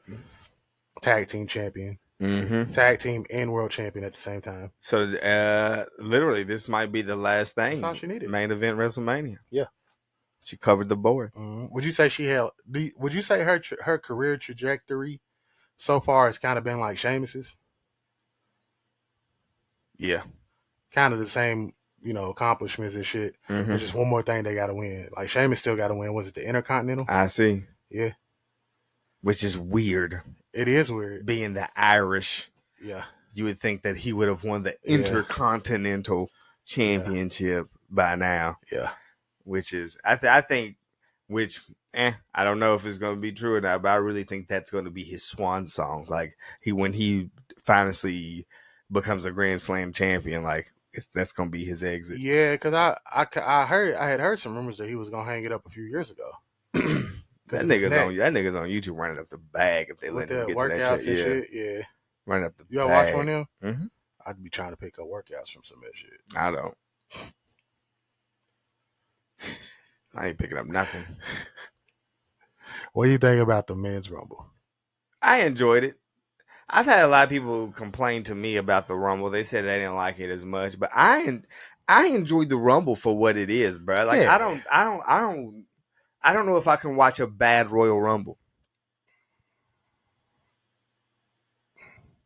There's been some that I could have been without after watching it. And I can imagine that, bro, because we all have our favorites, Yeah. right? So I have a cake that I like more than any other cake. Fuck the cake. I have cookies that I like more than any cookie. A snickerdoodle cookie. When I tell you, That's my me. favorite cookie that's is me. a snickerdoodle Yeah. cookie since a child. Mm-hmm. Have I had bad snickerdoodle cookies? Yes. Mm-hmm. Does that diminish me from the snickerdoodle cookie? Mm-mm. Not a chance. Mm-mm. So yeah, like I understand. Though you can like something tremendously. Yeah. Every now and then there's gonna be some of that you could have done without. I've had snickerdoodles, so I've been like, you know what? I could have did without this. But I know how enjoyable they are. Mm-hmm. I'm always gonna come back for another one. I'm with you on that. So obviously there are rumbles that nigga aren't as good as other ones. But for the most part, I can always enjoy a Royal Rumble. Like I can go back and just but it depends on what you're here for. That's always been my motto. We speak about that a lot on here. It's what you're here for. Yeah. So like when I put it on, do I put it on and like, am I here to analyze the technicality of the wrestling or any of that? No. I'm here to have something on that's enjoyable that I can tune in and tune out to. That I can. There's so much that goes on, bro. It's like you kind of got to entertain yourself. Yeah. Yeah. Because what do you focus on when there's 10 niggas in the ring? What can you focus on? That's my point. So unless you just locked on one nigga you won't see win, and they gotta be in the camera shot. So what I'm saying is my nigga, you have to make it as enjoyable as it's gonna be, bro, because it's about what you're watching. So niggas be like, it was a terrible rumble, it was like bad wrestling and shit. And it's like, yeah, there's spots there where niggas was a little sloppy, bro, but that's the name of the game, my nigga. You gonna spill some eggs when you whipping that thing up. You know what I mean? I'm gonna tell you what makes some of them disappointing for me is going into it, it's looking like we're getting this person back. Or it's looking like there are gonna be some surprises. There's some people in town, and then it never happens. The disappointment of like, I can see that. Like you'll get you expecting a Kenny Omega to show up, but then at the 30th it's Tozawa. Not to say Tozawa's bad, but it's like he already here. Why he in the Rumble? Mm-hmm. That's what I think gets me. I think, but so it's kind of like personal because it's like why even just going there with an open mind and whatever the element of surprise is, the element of surprise is. But once you read and see, oh, this person might be showing up tonight, and then they no show, it's like, damn. I'm sure a lot of fans was like that when Sasha Banks didn't show up. And that's one of the reasons don't try to peek ahead. Any information that I get that's alluding to what's coming, it's I never went and looked for it. Yeah. Like it, and the algorithm game now kind of puts, if it knows I'm big into wrestling, it's going to put that shit into my face sometimes. So even when I read a headline, if it's some shit that's like going to happen, I won't click it. Like I won't read up on it, bro, because I still enjoy the element of surprise. Mm-hmm. But again, it goes into what you're here for. You know what I mean? You can't knock a nigga who likes to get ahead or whatever, but you can't also be upset when shit don't go the way that it was supposed to. Right. Or the way it was written out that way. If you, whatever you read, by all means, if you're anticipating that and it don't happen, you just gotta take it because this shit come with a grain of salt. Like you gotta take all of this shit with a grain of salt. Yeah. All of it. It'd be like returns and this and that, and it could be niggas lying to throw niggas off the scent and this and that, and who's credible, who not credible. The internet puts everything available for everybody. Nigga, is all you gotta have was enough followers, and niggas say you credible. I think now though with this new regime, so many stories are being told now that you blame the fans. Do you blame the fans or do you blame the company for, like, let's say somebody hits, right? Boom. They come out. Mm-hmm. And if it's somebody that's enjoyable or notable in the company, but fans were expecting something else, Yes. like who do we blame? The fans, or do we blame them for not giving the fans what they wanted? Because why the fans are not appreciating what did come? You gotta blame the fans because it could have never been a thing. Yeah. Company wise. Mm-hmm. Like, it's y'all's fault for reading this. I ain't put out no press alert saying Okada's gonna be in the Royal Rumble. Right. Or Okada's coming. Mm-hmm. I ain't said nothing about Okada at all. Right. So because he didn't show up, you can't blame me for that. That's something that's already in your mind that was gonna happen. Mm-hmm. Yeah. Outside the company narrative started it, Yes. and now niggas are expecting it to happen. Yes. Which is weird though, because I mean it's not weird, but I understand it's like they can give us a superstar every week, and every time the superstar appears on the screen, the superstar can get so much love and appreciation. But when that superstar comes out in the Rumble, if they come out and they're not who someone expects, they don't get the same appreciation that they get on the weekly show. Right. Which is like, bro, who's at fault for that? That's the fans' fault, because if you love this nigga every fucking Monday, when he come out this Saturday, bro, why are y'all not appreciating this nigga right now? Well, and sometimes the crowds just be dead anyway. So, like, for your example, a Tozawa, bro. Yeah. Niggas love Tozawa in the two-step and the kind of, but then a Tozawa will hit in the Rumble and it'd be fucking crickets. But then it also goes back to, damn, Okada didn't show up. That's what I'm saying, which is we ran out of people. That's foul, bro, because you niggas ain't showing Tozawa the love that you would throw Tozawa to the fucking trash for your favorite, or not even your favorite, just the next big thing for right now. Yeah, that's what we was trying. That's what we've been. That's what we've been kind of seeing lately. Niggas will throw it away, bro. With the men's Royal Rumble winner, it's kind of what we've been seeing. And with the men's Royal Rumble winner, Cody Rhodes. Yeah. 2-time, back to back. How you feel? Weapon. I was surprised. I didn't think he was gonna win it. I thought he was gonna win the Elimination Chamber, which it does make sense for him to win the Rumble if he was fighting Roman. I mean, let's be real, Roman's title is the A title. So it makes sense, kind of. But I honestly thought CM Punk was gonna win and challenge Seth. When it was just them two, I was like, all right, Punk by win. I don't know. I seen reports that was the original plan until the Punk injury. Nah, it was. I seen that too. The sources I rock with debunked that. It's always been Cody. Niggas can say anything hindsight. They can. And they do. It's disgusting. Disgusting. Everybody knew once it happened. Everybody knew it, bro. What's the saying? I don't know where you going. It's all right. You know? You didn't know till you did, bro. Good stuff. So, Cody wins. Yes. Punk tears his tricep off a future shock DDT from Drew McIntyre in that match. Interesting. Yep. And then here we are. It's crazy. So much happened after the Royal Rumble.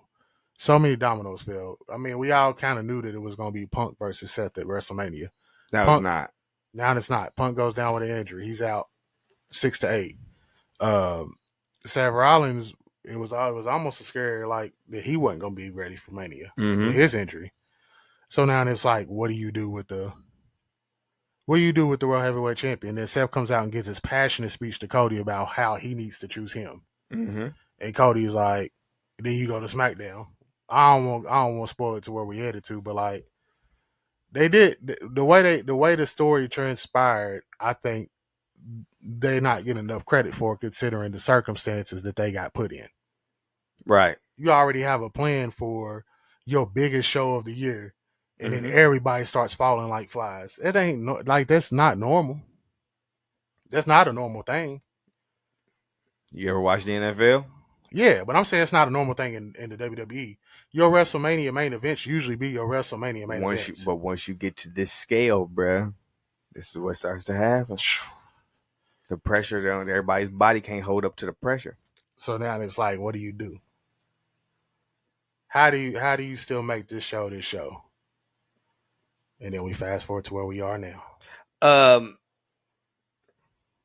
Do you think the fandom or the fans in the WWE universe, whether they're like supportive fans or hating fans, do you think that they feel like their voice matters too much?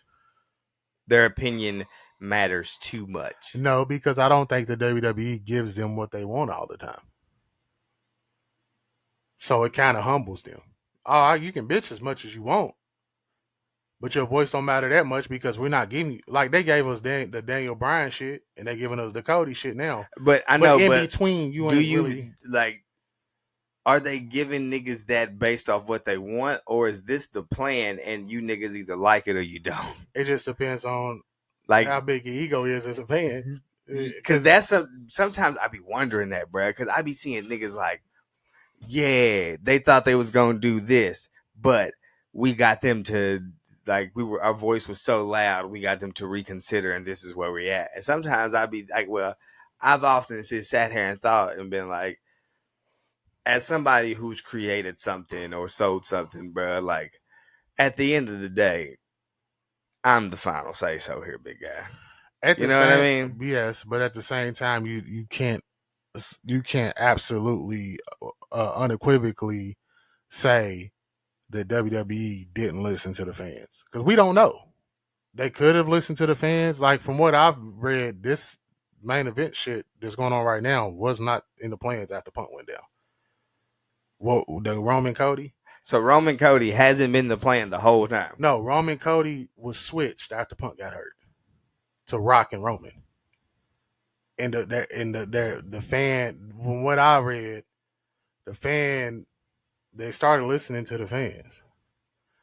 I don't know if it's true, so I can't confirm that that's true, but I also can't confirm that they didn't. If so, was the Royal Rumble plans changed? No, because Punk got hurt during the Rumble. That's what I'm saying.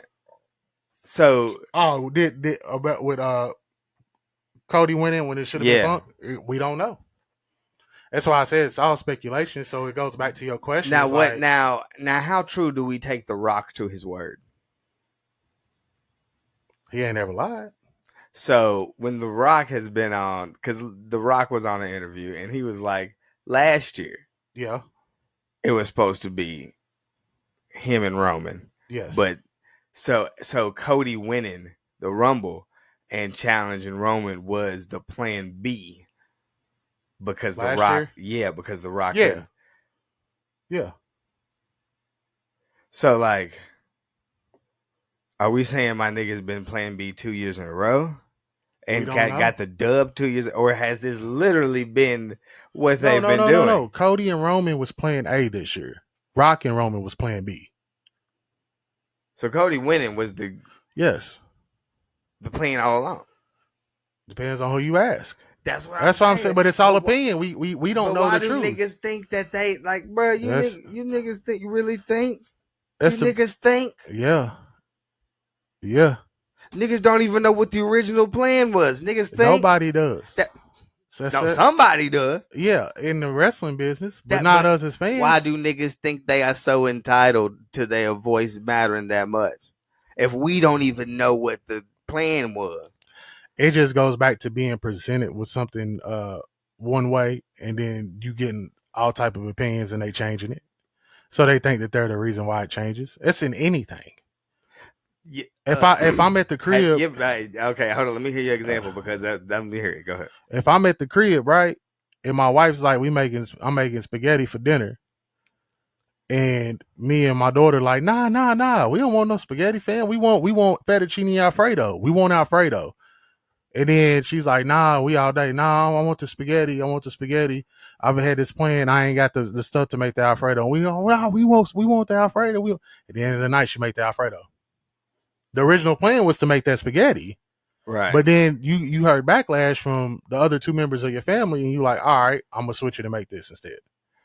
All right. So let's say you plan to wash the dishes. Yeah. And then they come in and go, hey, bro, can you wash the dishes? And then you be like, I had already planned to wash the dishes. Mm-hmm. And now they're like, nigga, you didn't plan to wash the dishes. You only about to wash the dishes because I told you to. Mm-hmm. How would you feel as the nigga who had already planned to wash the dishes? Exactly. I'm like, nigga, that was my game plan. They're like, no, it Yeah. wasn't, nigga. No, it wasn't. I'm like, Right. hey, how are you to tell me Right. what I had planned to fucking do? But that's the thing, is they never came out and said this was the plan all along either. Nigga, that's what I'm saying. You don't So never walk around your house voicing you about to go wash. Hold on. That's why you got two different opinions. Do you walk around your house voicing you about to wash the dishes? Because that is disgusting work. No, I get asked like if somebody, if she wakes up and sees that the sink is full, that can you wash the dishes tonight or tomorrow or whatever. No, see, that's different. What Yeah, I'm saying but is like, a nigga walking around being like, hey, y'all, I'm about to wash I'm the about to hit dishes. these dishes. I'm about Hell no. just so niggas There's know nothing to that that's the celebrate. game. There's nothing to celebrate. But so like, you think a nigga gonna go do that just so somebody won't be like, hey, you might doing them dishes a little bit later? Bruh, it's the game. My new shit is I'm about to go ahead and start doing that. As soon as somebody be like, hey, I'm like, hey, before you say anything, I'm getting to them dishes later. They're Right. like, what the But fuck did you even bring that up for? Your example is an example of somebody who feels like they know this is what it was. You don't know. No. My example of somebody of internally, the person who was going to wash the dishes is WWE. Yes. So internally, WWE knows what they plan to do. Uh-huh. The other person is the outsider who comes by and sees what they feel like needs to be done, and they vocalize it to WWE. Yes. WWE being the nigga who had already had the plans of doing this kind of looks now like, hey, bro, shut the fuck up. Right. 1000%. And if I was WWE, I'd say, wash them yourself. But you also know that there is an option for an audible in anything. Yeah. So that's why I'm saying Do we know. Do we speak to the 1%? But that's what but I'm giving it to you from the fans who feel entitled perspective. No, I completely, and it all sounds crazy from both sides. It do. That's why I said it's all opinion. It's all at the end of the day. It's just all It's all conversation. Hearsay. Yes. Duh. But that's what makes it fascinating, bro. That's what makes it dope. And to who? That is. I'm here for the opinions. I'm not. From what I've seen on Twitter for the past week, bro, I went against either of the two sides. Was not. See, and that's where we differ, because I'm against both sides. I'm against both sides, bro. I look at it as if you a wrestling fan. No, like you me, pay your money, bro. Go do whatever you want to do. Entrenched, bro. You should. If you feel like you, it's just like us talking right now on the podcast. If you feel like you can give an opinion to something that you know about, whether it's right or wrong, you still should be able to do that. You should be able to do whatever you want to. Yeah, that's why I said I ain't got nothing wrong with it. I ain't got nothing against it. Only time I had something against it is when like you get a Sasha Banks and a too many chefs in the pot. You get a Sasha Banks or a Mercedes Moné and Okada signing and Camille signing to AEW, and they say Triple H fumbled the bag. He dropped the bag. When you get those type of opinions, I'm like, all right, my nigga, now you sound dumb because you must not watch WWE. It all comes because them niggas is cool regardless. I feel like all that shit come in the same box, bro. Nah, I think it's different boxes because that is genuine hate. That's just because you don't like a company. This is, I feel like it should be this or but that. I feel like most company. opinions are drenched in hate, in the sense of those are the louder voices. You know what I mean? So we're always going to see the more left-handed, I mean, comments and opinions, rather than the more it is what it is opinions. You can tell when somebody's opinion is biased though, and when it ain't, because it's like we could get into the conversation where it's like, all right, the love for Cody, like led to a hate for something else. Yeah, it's just which is nasty work. Yeah, but we've seen it before. That doesn't make it any less nasty work. That's just what I'm saying. That's nasty work. But that's why I can argue against both sides, bro, because I've had this conversation even outside of wrestling. I've had this in a casual, like, life conversation where I've had to explain to somebody, just because I tell you I like red Mm-hmm. I didn't physically tell you I dislike blue. Right. So why, when I say I like red, you instantly go to the defense of blue? That's me. That's me in this situation. But I've been painted to be just the person that only fucks with red. See, but it's like, it's crazy, bro. You can't do that. But I feel like that is a big visible part of what is going on. So it's like, that's nasty work, guys. If you feel like before we got into where we got into, where niggas felt to the point where that Cody was slighted on his joint, right? It's like, all right, bro, if you want to come to the aid or the support of Cody, that's one thing. But to come to the aid and the support of Cody by fucking shitting on something else is nasty work. The range, it just depends on the range. Like, there's a range of people that's like, he got, like you said, he got slighted. And then there's the people that's like, oh, he got slighted. Right, let me hit your daughter up and tell you, send you some death threats because of what your dad did. Yeah, that's or nasty. Let me tell you that you suck. Or let me tell you that you need to die. Or you predicting a death date for me. Like, that type of shit to me is way over the edge. And bro, it's too invested. But that's what's magnified. Absolutely. So it's like the casual, we want Cody, like that falls to the wayside. Like, just the fan who's like, hey man, I've been dedicated to this story, whether however the fuck it was written or supposed to be. What you have given me and what I have invested my time in is this. I feel like I'm getting taken away from it. So this is what I'm going to do to combat what you're doing to me. By all means, do that. Mm-hmm. But those shits is not where it stops and ends or starts at. You just explained the same, what kind of, well, in different words, kind of what The Rock was trying to explain with the Cody crybabies and the Cody fan shit on the Pat McAfee show. Yeah, that's how pretty much how he broke it down. No, and I mean legit. Because he was like, you got the casual niggas who are here and they're in support of their favorite wrestler. You have the niggas who are the extremist, who is like, fucking, for some reason this has altered their lives. And then you got the nigga himself who is like, hey, I'm here to work. I'm showing up to do my job. Yeah.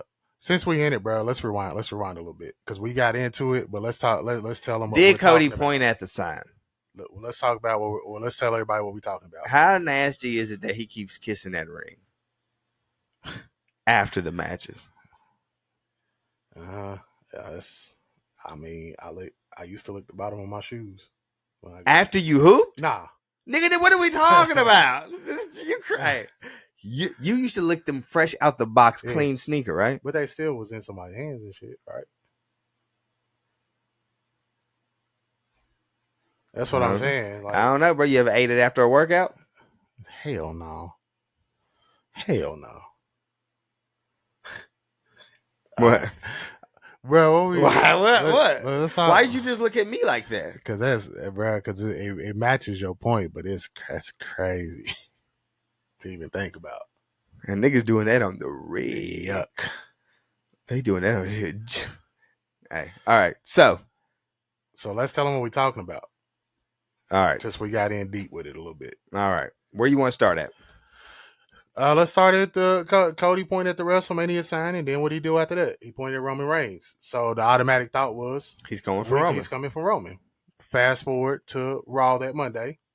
Before we get there, how do you feel that they had them dope. In the press boxes? Yeah. They're making it really sports oriented. Because obviously, like, let's be real, according to the story, like, this is the moment, like, whoever the winner of the Royal Rumble chooses is the main event of the biggest event. Yeah. So why would they not be tuned in? Yeah. Watching what's going on. I already got my stamp. Who am I gonna see there? So I love that. Scouting. Yeah. That's code. Yeah. So he pointed at Roman. Next night on Raw, he comes out, he about to make his decision, and then boom, we get Seth Rollins. Seth Rollins comes out, explains how that's the workhorse title. Dusty would want him to have that. Roman's part-time. The title don't really mean nothing, yada, yada, yada. Cody, like, I got something to think about. And only reason Seth Rollins is doing this is because he wants to capture what he's never had. Yeah, and that's a WrestleMania main event. Yep. So that is his guaranteed ticket because he knows that if he doesn't get selected, this is another year. Mm-hmm. Even though he is the heavyweight Mhm. champion, which is nasty now because usually being the champion guarantees you the main event. At least one of the nights. This don't. Nope. It don't. Nope. So he fighting tooth and So nail, it's kind of solidifying what Roman said about the title. which is nasty because the history of Cody himself, I thought we were past this. Me too. So Me too. why you out here fighting tooth and nail? Yeah. Nah, puts on a good convincing joint. Yeah. Now my man Cody says, I I got something to think about. Yeah. And then fast forward Friday night, he comes out. He's Mhm. making his decision. Before he makes a decision, Roman comes out. Mm-hmm. Roman grilled. Hey, he fried Seth up on the mic. Fried him. He fried him up. You want the broke nigga title? You want the rich nigga title? Everybody on that, everybody that's vying for that championship, I've already beat. So that's the beat. That's the I don't B even know title. what we talking Yeah. about. That day, he ain't lying. And then the next thing we seen was I got some counsel. And one of the people that I talked to is somebody you really know well. And then we get, if you smell. Mm-hmm. So The Rock come out. Rocky. Cody and Rock embrace. He smiles and embrace. then he smiles and his face goes sour. I don't know if you noticed that. No? Oh, yeah, I noticed that. And then he leaves and Not because he whispered that shit in his ear. Yeah. What'd he say? Trip sent me out here, big dog. Was that niggas you told on was getting out in a couple days? Yeah. Niggas you told on was getting out in a couple days, big dog. So he leaves. Rock and Roman have a stare down. And then it's pure chaos on social media after that. Pure speculation. Yep. And then that's when we got into the people on Twitter feeling entitled or people threatening The Rock. Yeah. And then WWE then announces a presser. Yes. The WrestleMania kickoff. Which is something new.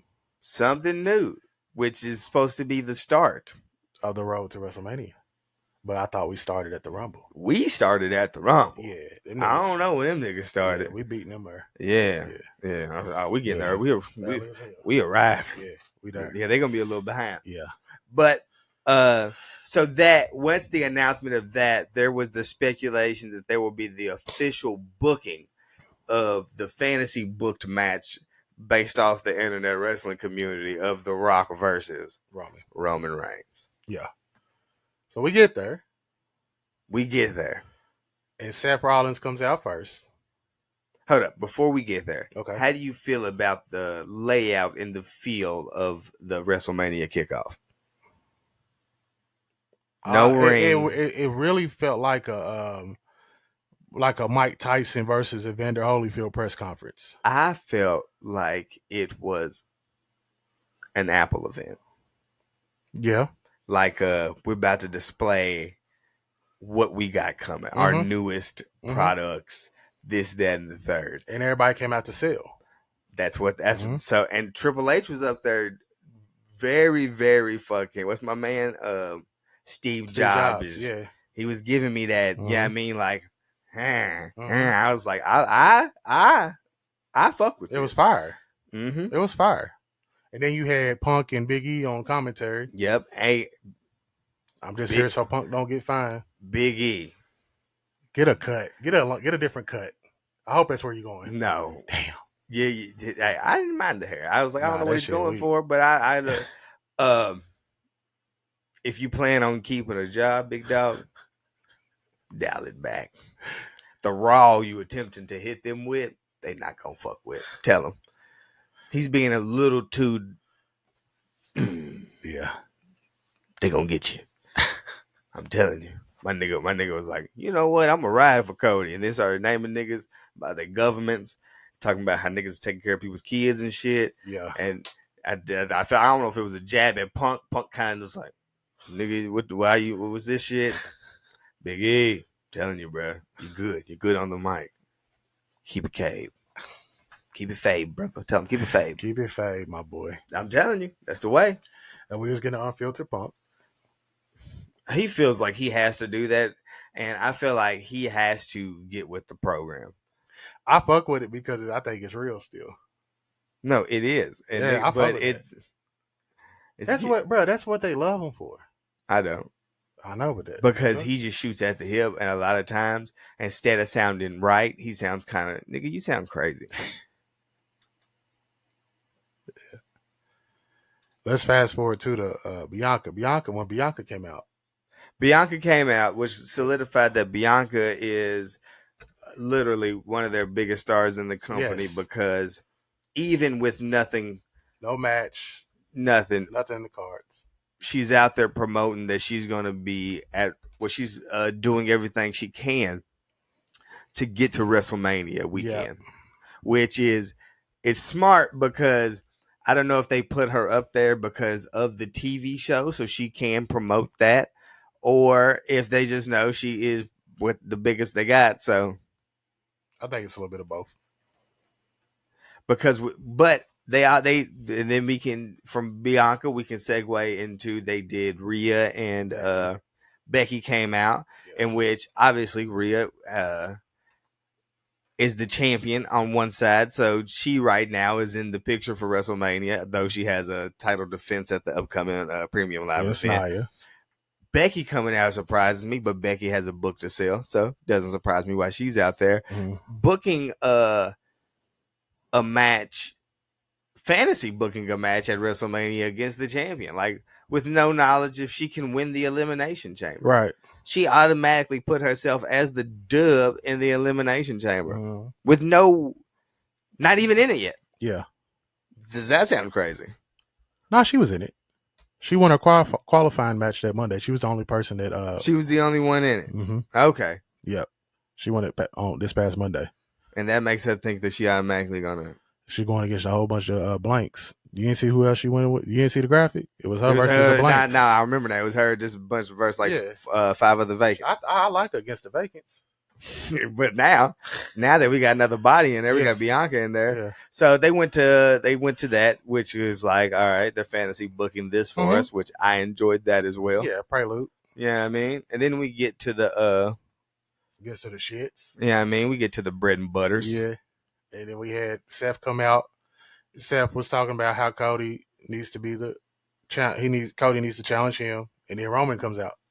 Because shut the fuck up, nigga.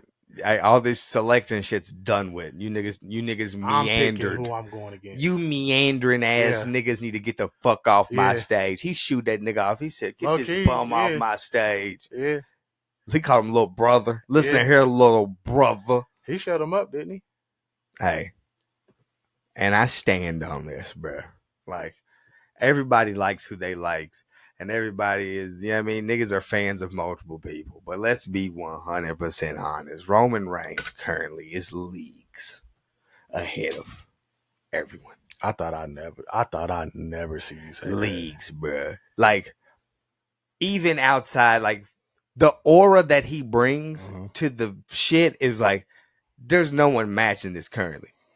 And I love niggas, bro, but like, no, they not, bro. Cody brings an aura, but is he bringing that Roman Reigns aura? Not a chance. The only person I say Seth makes him look like little bro is when The Rock came out. The Rock is the only nigga whose aura is matching Roman Reigns' aura. Because Roman looked like the sidekick when that was over.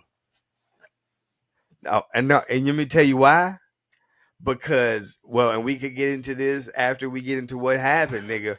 We've been presented, and I said this to you, I think, through text. We've been presented with a Rock that's we've never seen before. Yeah. So, like, this is kind of like, hey, all right, get out this nigga's way, man. He definitely big dog Rock right now. Yeah, he like, I'm running this shit. Yeah, I'm dropping my nuts real quick. Yeah.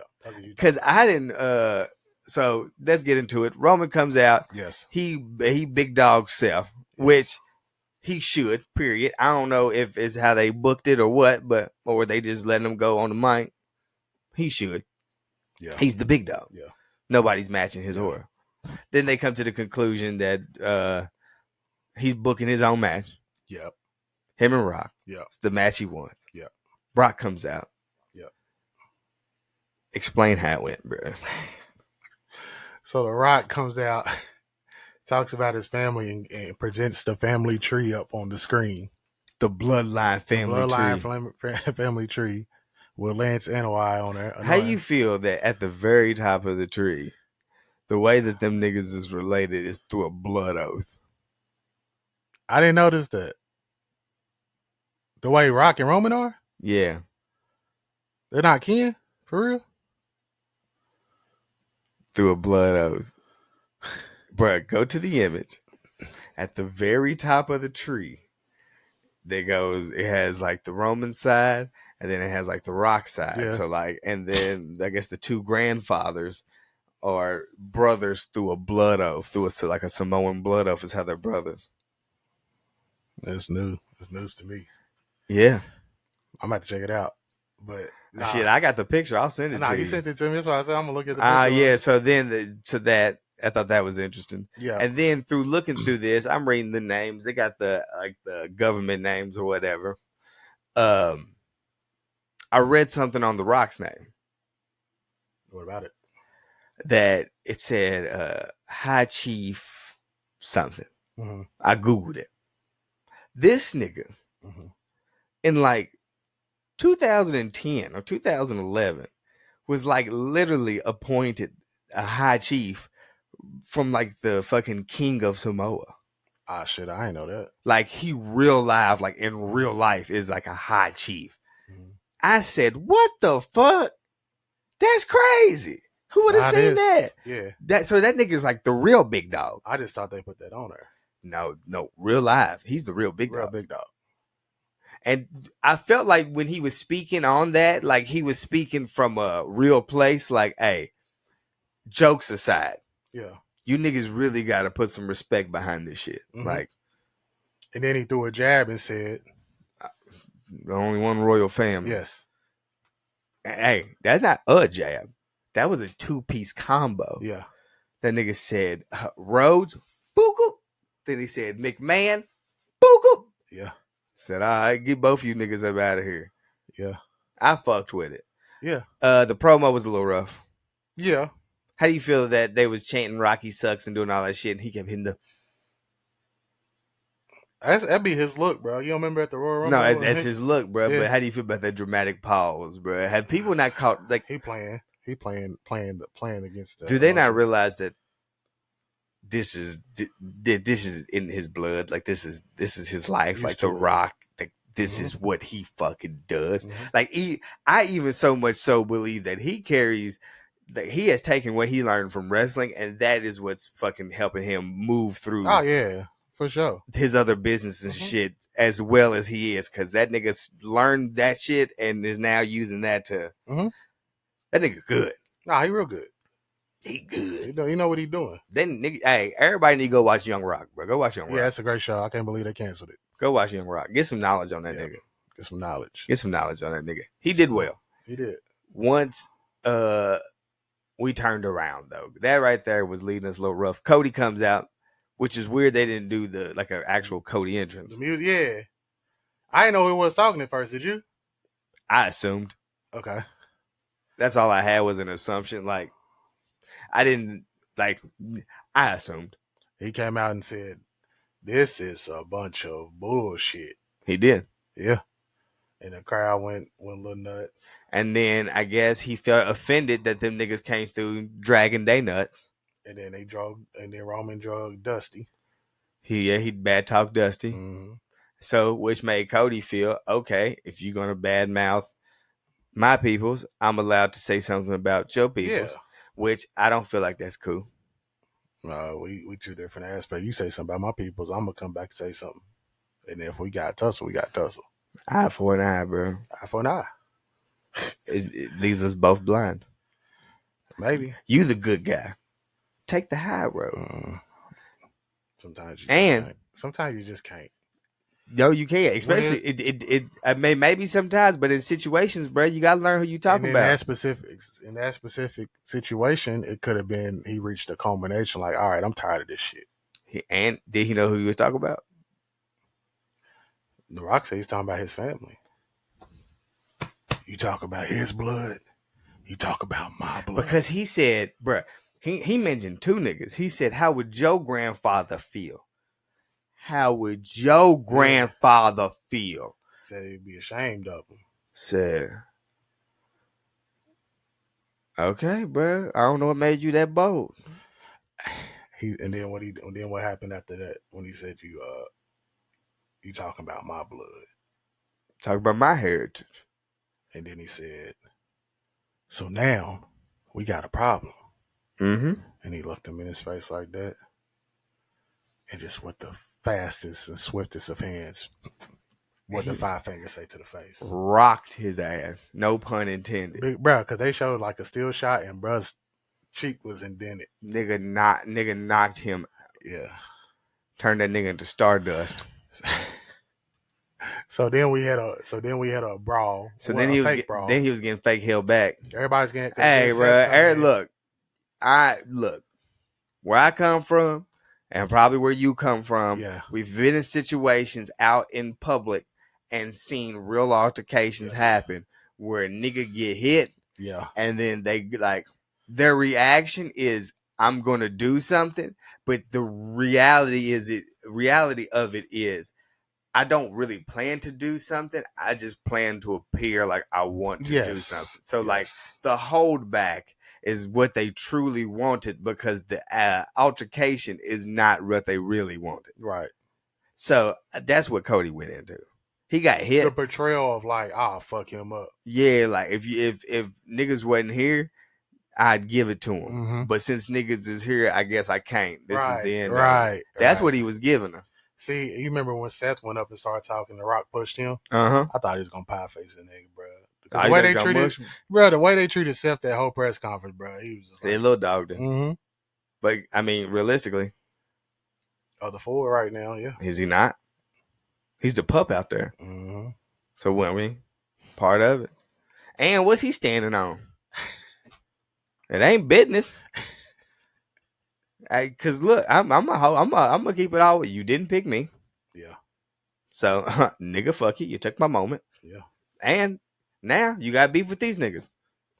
Peace, nigga. Yeah, figure it out. I ain't, yeah. See you at the chamber, whole ass nigga, I'm out. Yeah.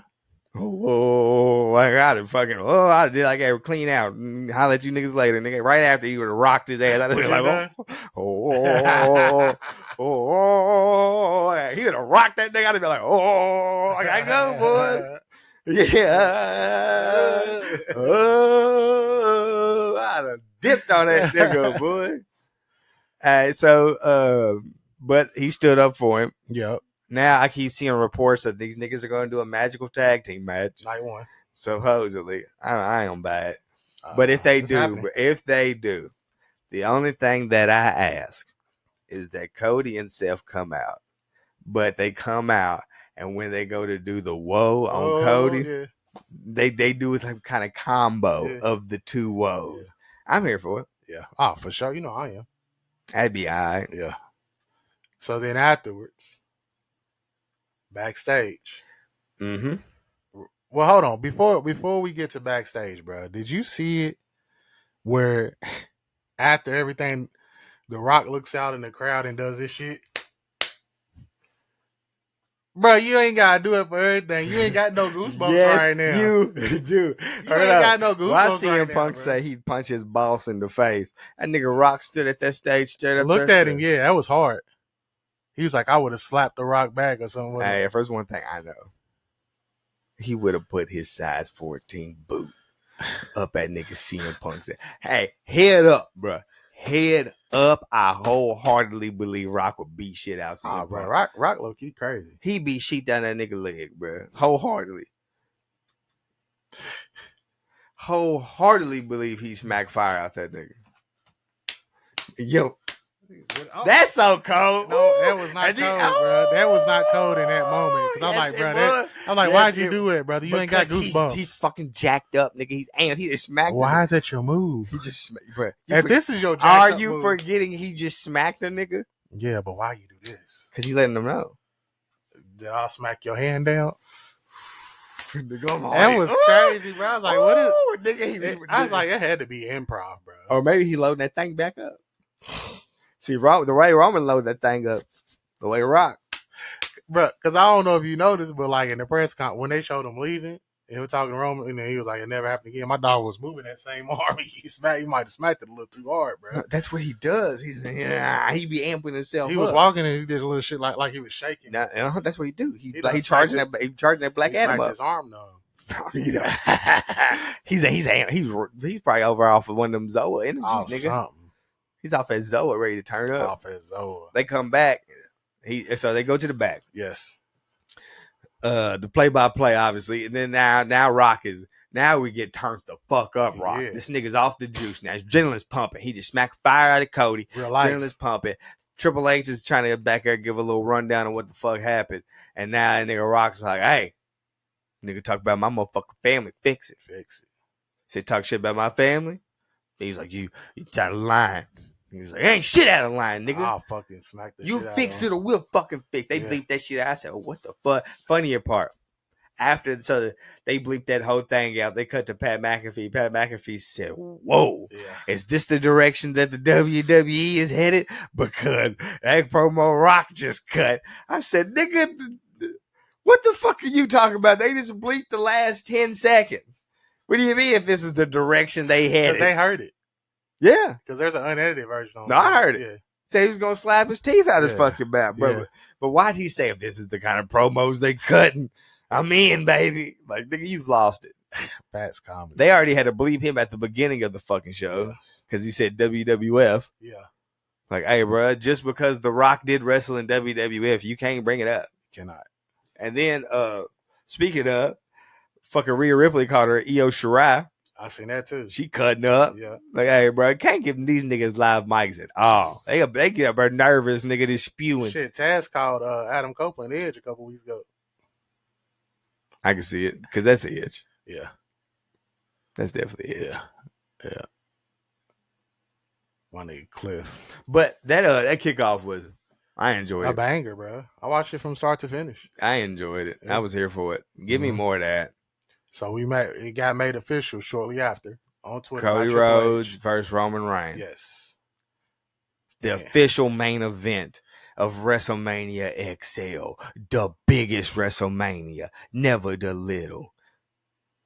And me and Kicks have been on opposing sides since then. What's the opposing side? I think that y'all see it that I just want Cody to go to Mania and win it, when it's like I want that to happen, but I would have been cool either way. I would have been against it, but I wouldn't have complained. I've been cool with it. And what side am I on? You on the fuck Cody story, Rock Roman at Mania. I want to see that. Yep. So we've been on two different sides. Yeah. But I'm not going to go against somebody's opinion on what they think. I just thought it makes too much sense for Cody to. My opinion was, if we are getting The Rock versus Roman Reigns, fuck what niggas are talking about. See, and that ain't me. Give me that. Give me Rock and Roman Reigns. Plus, bro, on the side note, have you noticed that they run back a lot of matches now at WrestleMania, like yearly? Yeah, because we got Roman and Brock how many times at Mania? Like 4 years in a row. And then we got Seth versus Brock a couple times. We got Roman, Seth, and Brock in the triple threat. Undertaker, all that. Shawn, That's Triple what H, I'm saying. Undertaker. Same matches. They run back a lot.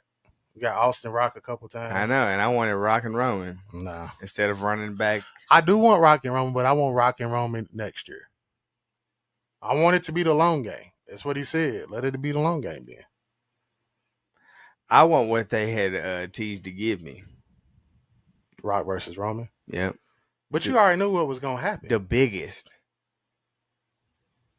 It wouldn't have been the biggest. They said it would. I know. They said a lot of shit. Like what? We got to see first, though. You ain't got to see. Because what we going to base the biggest on? Numbers. Right. Guess what the numbers are going to be? You think Philly going to outdo Hollywood? The biggest. We got to see. Hey, brother, they only go up. I don't see how you can go up from Hollywood to Philly. The biggest. We're gonna see. I want to see the. I wouldn't mind seeing The Rock versus Roman, but I didn't want to see it this year at Mania. And if they was at Mania, let it be night one. Have Roman pull double duty. I'm saying if you're gonna give me The Rock versus Roman Reigns, I don't care what you're doing with Cody. Yeah, see, that's why I said that's where we differ. Because I want The Rock. And I want Cody. You don't want The Rock? Not this year. The Rock versus Roman don't have to be for any type of championship. And it's still gonna be big. Bro, you talking about all this other shit. Adam's asking, do you not want I'm The just Rock? telling you why I came to that conclusion. I don't, bro. It could be for nothing. Just give me The Rock. Next year. That's too far away. You just said on the pod before that you thought it was gonna be next year. Yeah, but then they went here and sped it up. They said we get it now, so I said, "Bet, give it to me." Slow it back down, big dog. We already. If you say you're gonna give it to me, give it to me. Hey, slow it back down. No. Slow it down for what? Give it to me. Slow it down. Give it to me. We got a better story this way. Huh? We got a better story this way. We don't know that yet. We do. We don't know that yet. We've got a good moment right now. We could go forward and we could drop the ball. Even how it started with the whole Seth trying to convince Cody. No, I didn't like that. Shit was hard. I didn't like that. Because there's no way in That's hell, a whole move. It was a convincing argument. And to who? It was convincing. They didn't convince me. No, it didn't convince me to go, but I'm saying he gave a convincing argument. What was the argument? You don't have to be convinced, but I didn't think he was convincing. Like he would, because his points was kind of like bullshit points. No, bruh, because the title is the title. It's the workhorse title. Nigga, the title's gonna be wherever the fuck I make it. Cody's if I'm the champion, nigga. Because if I win that title and you have this title and I decide this is about to be the workhorse title, nigga, fuck you and your title. Well, you have to also put that work into it. You can't just say something and it happens. Are you sure? I'm positive because that has been the workhorse. Seth has defended that title. But what I'm saying is, if Seth loses that title and Cody doesn't become the workhorse champion, what the fuck does that mean? Because that just is you as the champion. You are the workhorse champion. But that's what it is at the moment. Are you going to come out there and try to get this? It's the workhorse championship at the moment. Don't matter what happens afterwards. It's about what happens now. It's about what happens in that match and when it happens. It makes no sense. It does. You want to fight for this? No, that was a nigga pleading his case, bro, to get a match that he know it's not coming. He made some good points, bro. I didn't see any. Even Drew was like, you know what's gonna happen against Roman. You're gonna have a match with him. His family's gonna come interfere, and then you lose. Which is weird because if you know that's what's happening, do something different. That's what he is. He about to do something different and beat him. You gotta prove him wrong. No, he not. And that's the worst part, bro. So it's like, I would rather see Roman and The Rock because I already know what's gonna happen with Roman and Cody, and that's gonna be a nasty move. It's not nasty. 2 years in making, bro. No, I don't think Cody winning. We'll see. I don't think Cody winning at all. I truly, truly believe we're beating this Hulkamania record. We'll see. We're truly beating that Hulkamania record. Then that was a hating ass move too, bro. The Hulk Hogan title. And he giving the. That's a whole ass. That wasn't a whole ass move, bro. Yeah, I ain't get that. Because the promo, bro. The promo was a whole ass nigga promo. I'm gonna be week 100. This is what made it weird, nigga. He was the champion. He held that belt a couple times. So now it don't mean nothing that you ain't got it. Because he a whole ass nigga, bro. That was a whole ass nigga move. That's why Roman had come out and shit on him a little bit because he was like, hey, bro, you know what? That was a whole ass nigga promo. Said he wore his white shoes. That's his go-to. Yeah. That's everybody's go-to. Who dressing like your wife? Yeah. That's a good one. I think he was doing it. Respect. Thing is I'd go a little further, but I know they'll pull me. They'll hit me with the Titus O'Neil. You getting pulled off rip. You remember when Titus O'Neil tried to make Vince McMahon walk behind Stephanie? They pulling me. You would have threw that nigga off the ramp. Show that nigga some respect. You wouldn't even grab that nigga to get him to walk by. You would have grabbed that nigga and threw him off the ramp. I was gone. Niggas was sending me. I was fired next day. Wasn't even on suspension. You out. Gone. They said Vince wanted to fire that nigga, but somebody saved him. Vince is. Somebody put the word in and was like, no, don't do it. And so he just got suspended for a while. It wasn't even nothing crazy, bro. It ain't nothing crazy. Hey, nigga, it gets wild out here, man. Whoa, that's what that niggas out here doing. Mm-hmm. They so I don't know. I think it is what it is. It is what it is. It's entertaining, but I'm here for it. I only thing I don't like was the way Seth Rollins is ending up. What's he? He just look like a whole ass nigga right now. Hey, bro, you are you anti anything against Roman right now. No. What Seth is doing is some whole nigga shit. I don't think so. It is. He ain't. Why he standing up for Cody? No, it's standing up for the company. You had to hear what he was saying to The Rock. It's kind of like a wrestlers versus the company type shit. Like you try, kind of what the age-old argument has been. The company, the creative, is telling me what I need to be as a character, but I need to just go out there and be who I am. So he's like, The Rock, he told The Rock, you get on this board and you think you can just push your weight around. That ain't gonna happen. So he's standing up for the locker room kind of. That's what it's kind of pushing. But have we been presented that The Rock was pushing his weight around?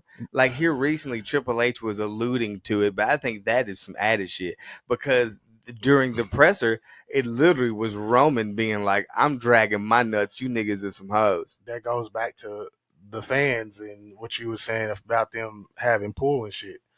You don't think them niggas be going on social media and be seeing shit like, oh, it was The Rock's decision to take Cody out the main event and put him in because he tried to use his power as the board of TKO to where he could possibly end up winning the championship from Roman. You didn't see all that? That was that whole week leading up to the press conference. That's what was being said. By who? Twitter, social media. I can't trust them niggas. That's what I'm saying, bro. And this is another example to show you that they go on there and they listen to people. Because Sean Ross Sapp of Fightful posted a rumor, and then Triple H went on there like an hour later and was like, I see what y'all been talking about. I cannot confirm nor deny. And that's when The Rock showed up on Raw. That a previous WWE champion is going to show up on Raw. It was being said on social media all day, and Triple H fed into it. So that proves to you. So somebody leaked it. Yeah, it was leaked. So they got ahead of it. But they didn't say The Rock. They just said a former WWE champion was going to be on Raw, and then Triple H seen that and was like, can't confirm or deny it. He's never done that. But that just shows you that they do go on there and look at. Or they in cahoots. They could be. I personally believe it's cahoots. But that goes back to that whole situation. And I believe it's fake cahoots too. So could like be. I believe they in like some of the shit is part of the fade. Half and half, because I'm sure WWE don't, or Triple H ain't in cahoots with them leaking that Sasha Banks didn't re-sign with them. They always want to make shit like that a surprise. No, I'm saying the niggas get the mm-hmm. And if niggas get the it ain't going nowhere, it ain't going out. I guarantee that. Niggas gotta run past some shit. Hey, just cool. Yeah, it's cool. I mean, you could be right, but for the most part, everything that comes out usually happens. The only thing that has been different was the CM Punk shit. I believe niggas are in control of more than they lead out. That's what's crazy. Is like in my true conspiracy brain, I believe that niggas are fully in control of the fountain, and any water that comes out there is made to come out. You think them dirt sheet niggas work for like the companies? Yeah, like Dave Meltzer and all of them. Nigga, I believe if Google can go out there and get the best hackers, then come on. Yeah. The big business is big business, bro. Big business. There may be somebody that shows up out the blue and is a new nigga, but he ain't out there independent for long. Yeah. Because how does it keep happening? Yeah. Like, let's be real. And if they didn't want it to get out, they would start being like finding out how. Mm-hmm. And at that point, you don't want. This is a dangerous game out there. Big business is the most dangerous game niggas could play. Big business is the most dangerous game That's niggas gonna be could the play. name of the pod, bro. Because big business scares the fuck out of me. Because for a top dollar, nigga won't see the mile. Think about that. Yeah, I know. Is that not crazy? Super crazy. There are situations where a nigga could get so disrespected and nothing will happen. But let a nice dollar amount be attached to it. Everything could get fucked up. It's like, that's crazy because this money being here is what changed your reaction or how you dealt with it. That's crazy. Mm-hmm. That disrespect, you should have handled that the way you should have handled it from regardless. You gonna disrespect the broke nigga. Oh, what's the you need money to go to war. Yeah. Never forget that. Yeah. Never forget it. Never forget that. Yeah. Huh. And the niggas with the most money play a different kind of war. Oh, they got all the special weapons. Yeah. So, who knows? Yeah. Who knows what's real? Who knows what's fake? Who knows the audible? Business. Nobody knows. Because even with like you in the sheets, like let's say not even in the sheets as a fan, but in the sheets as a reporter. Yeah. So like you're getting the inside scoops and shit. Mm-hmm. A nigga fills you in. You're a trusted source. You then go out and publish the rumor or whatever that you heard, and them niggas decided to fucking hold the ball and do a flea flicker, and it's like, oh shit! So now I've gone out here and reported this, and they changed the whole Put plan. your name on it.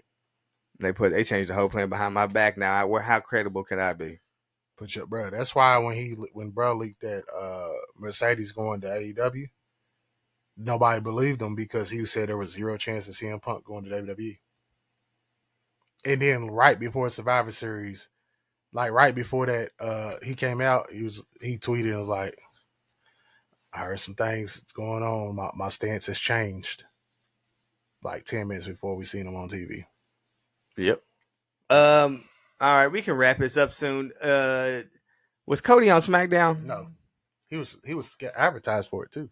So, you think Cody gonna be on Raw?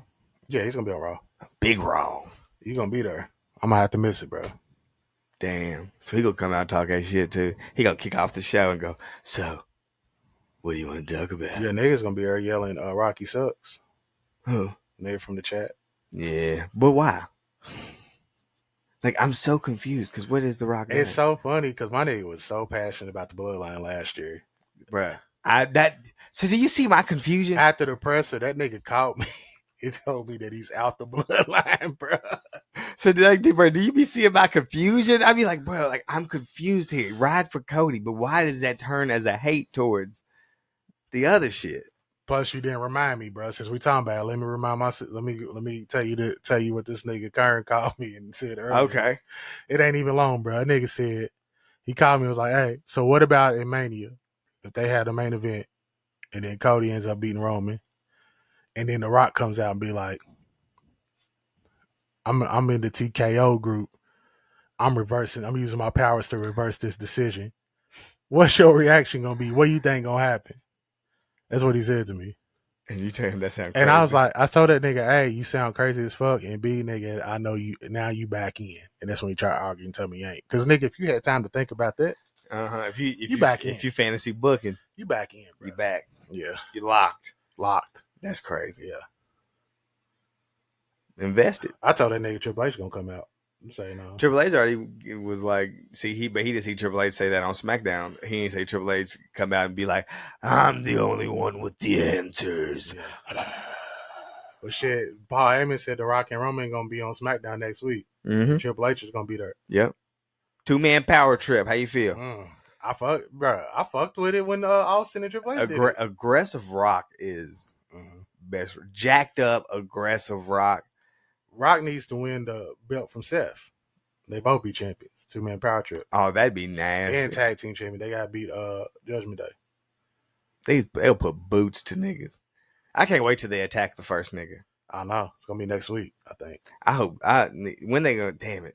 All right. I don't say when they gonna get Jay back on board, bro. Give me the whole fucking bloodline. We're not getting it at Mania. I know, bro. That's what I'm saying. It's gonna Yeah. be a little bit after, but nigga, Yeah. give it to me. And they gonna bring Homeboy up. Jacob. Yep. Then we really gonna be just some more Let's werewolf. keep Lance where he at, bro. Lance ain't fit for it. They laugh anytime that nigga brought up. They laugh. I think the Usos might be kind of like close with that nigga. That's what they get. Oh, Weak. there's no doubt. That's what they get weak There's at no that doubt. shit. They There's no close doubt. with that nigga. Yeah. Since we are hitting the end of the road, it was your week for Wrestle Rap Bar of the Week. Do you have one for us? I've thought of one that I made up. Okay. What we got? All right, you ready? I'm here for it. I'm wrestling with my demons like I'm in the Judgment Day. Okay. Truth is, I'm cashing it all in because I feel like it's my only play. Ooh. Is that you? That's me. Okay. That's me. Hold up. This nigga just keep coming in here freestyling them, bro. This is wild. I fuck with that. Yeah. You want to give us a breakdown? Yep. I said I'm fighting with my demons like I'm in the Judgment Day. Finn Balor's the demon. Then I said, truth is, at the beginning of my second bar, because our truth is trying to be in the Judgment Day. Yep. I'm cashing it all in because Damian Priest is Money in the Bank, so he's trying to cash it in because I feel like this is my last play. He had a chance at the Royal Rumble. He didn't win the Rumble, and he's not in the chamber. So this is his last chance to win the championship. I thought about that shit on the way over here. Oh, hey, that means you getting the bug back. I'm getting the bug back. I feel it. Ooh, he's getting it, bro. That could be. I told you, I'll steal that one nigga shit like Uncle Marta took. Hey, bro, that could be a lane, man. I'm saying that can be a lane. Yeah, I'm here for it. Am I 2 for 2? Oh, definitely. I bet. Oh, definitely. Yeah, it's your year. 2024 my year, bro. This your year. Shit, you starting off hot? I'm starting off hot. I fuck with it. Bet. That's all right. Yeah. That is all right. Wrestle Rap Bar of the Week.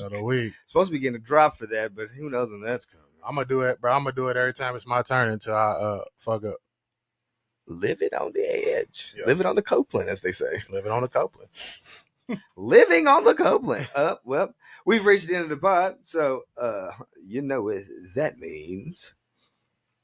It's time to say fuck somebody. It is time to say fuck somebody. Yeah, I got one. You got somebody in mind? It's a group. I say fuck the community who was so disrespectful, like they're really involved when it was decided that Cody or The Rock and Roman was gonna fight. Before the press conference and everything, you made his daughter close her ex account, her Twitter account, because she was getting death threats and Rocky died. The Rocky died shit was a popular trend back in the day when he was a heel, but it was looked at that time more as just fans saying that shit. But now, like, people are so invested that they really wanted him gone, bro. At the end of the day, they don't pay your bills. All they doing is to provide entertainment. It should never get to a point where you feel like it personally affected you to the point where you want to see somebody die, or you gotta say slanderous things to their daughter. It's supposed to be friendly, bro. Wrestling's supposed to be fun. It's supposed to be exciting. We can all have different opinions, but it should never go that far. So I say fuck the wrestling community, the internet wrestling community, the Cody crybabies, the people who took it that far. Fuck you. Fuck you. No, for real, because what's the point? Why would you threaten death on somebody? Yeah. That's nasty. As somebody who wanted Cody to because this is nothing but entertainment. We're watching entertainment. We're watching scripted entertainment. Yeah. So That's it. Wishing death on somebody because a scripted entertainment didn't go the way you felt like it should go is crazy. You too That's invested, like, bro. yeah, that's like watching a Marvel movie, bro, and being upset that Thanos snapped and got rid of half of the people. So you decided you were going to fucking send death threats to Stan Lee's granddaughter or some weird shit. It's like, bro, that's it's goofy. You're like, okay, I commend your passion, but at a certain point, bro, you crossing the line. Yeah, that's nasty. Yeah, can't do that big shit. time. Can't do that shit. So yeah, to anybody who does that nasty shit, fuck you, bro. Because what's the point? What's the point? I agree. Honestly, you need to look within, brother, because it's probably something that you're dealing with to project that kind of energy out. How you gonna win when you ain't right within? Ha. Yeah. Come again. Yeah. You know? Yeah. Well, my fuck you. Mm-hmm. If you can't tell, it's gonna play the music. Huh? You want to play his music? Nah, we can. It's gonna go to Seth Fuck You Rollins. Seth Fuck You Rollins. You my guy too, bro. Mm-hmm. I've rode for Seth Rollins, true and true, bro. Mm-hmm. And I normally my view of things are a little skewed. So the way I view certain characters or people aren't always the way that they're portrayed, you know? So a lot of times I'll see a heel as not necessarily the heel, but as somebody doing something that they deemed necessary because of the situation they're in. A lot of times Seth Rollins falls into that. Recently, through Roman's return, I feel like he falls into that. Like, I don't feel like they're bad guys. I feel like they're just doing what they need to do. Yeah. It's kind of the Joker and Batman effect. Like, although I do feel like the Joker could be seen as a bad guy, some people could see the Joker as not so bad. You know, part of it. Cool. But my nigga, you on some whole ass shit right now, bro. Fuck. You've been saying that too. Because how we've always been saying, if I like red, that don't mean I don't like blue. If I want you to challenge for this title, I don't got to put down that title. Yeah. I don't got to shit on what y'all got going on. I could just pitch my campaign for this title. And if he would have did that, I would have respected that and all the, you know what I mean? But I can tell he was out there going into business for himself. Yeah. He wanted that. And the way he went about it was very nasty. It's nasty not real. He wasn't out there acting like a real nigga. He was not. He wasn't.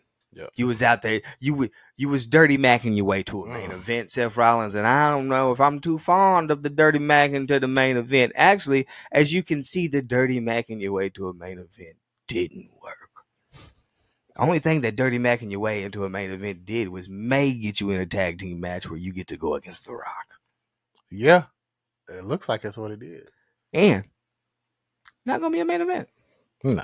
You don't think that's what? No, that'd be a main event night one. What's gonna be Bailey and Io? They'll make that tag match with the Rock. With the Rock at WrestleMania, they're gonna make that. Bailey and Io, bro. Better main event night one. If Bailey and Io does not main event night one, if these niggas want to see an uproar, there won't be one because nigga, it's the Rock. It's the Rock. You know it. But that's been my point the whole time. It's been your point the whole time, but that works for certain scenarios and sometimes it don't. It ain't. I'm just standing where I stand, brother. Through every scenario, I stand where I stand. Look how John Cena came back, bro. That's how The Rock came back. Different stroke. Yeah, for sure. Different folk. But Seth Rollins, I didn't like that promo. Wasn't a fan of it. Roman came out, big dogged you. You know what I mean?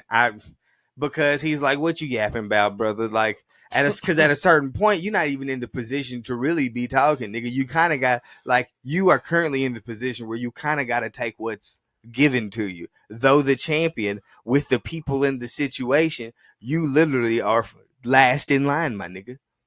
So put up the fight you want, do all that good shit. By all means, commendable, bro. Then you go out there and now you the company man. Now you fighting for what's right. You always that's why it's so weird. Heel or face. How? Because why? Fucking he's a heel when he fucking goes against opponents, but then he's a face when he stands up for the fucking company. Like, how do we do that? What are we doing here? Yeah.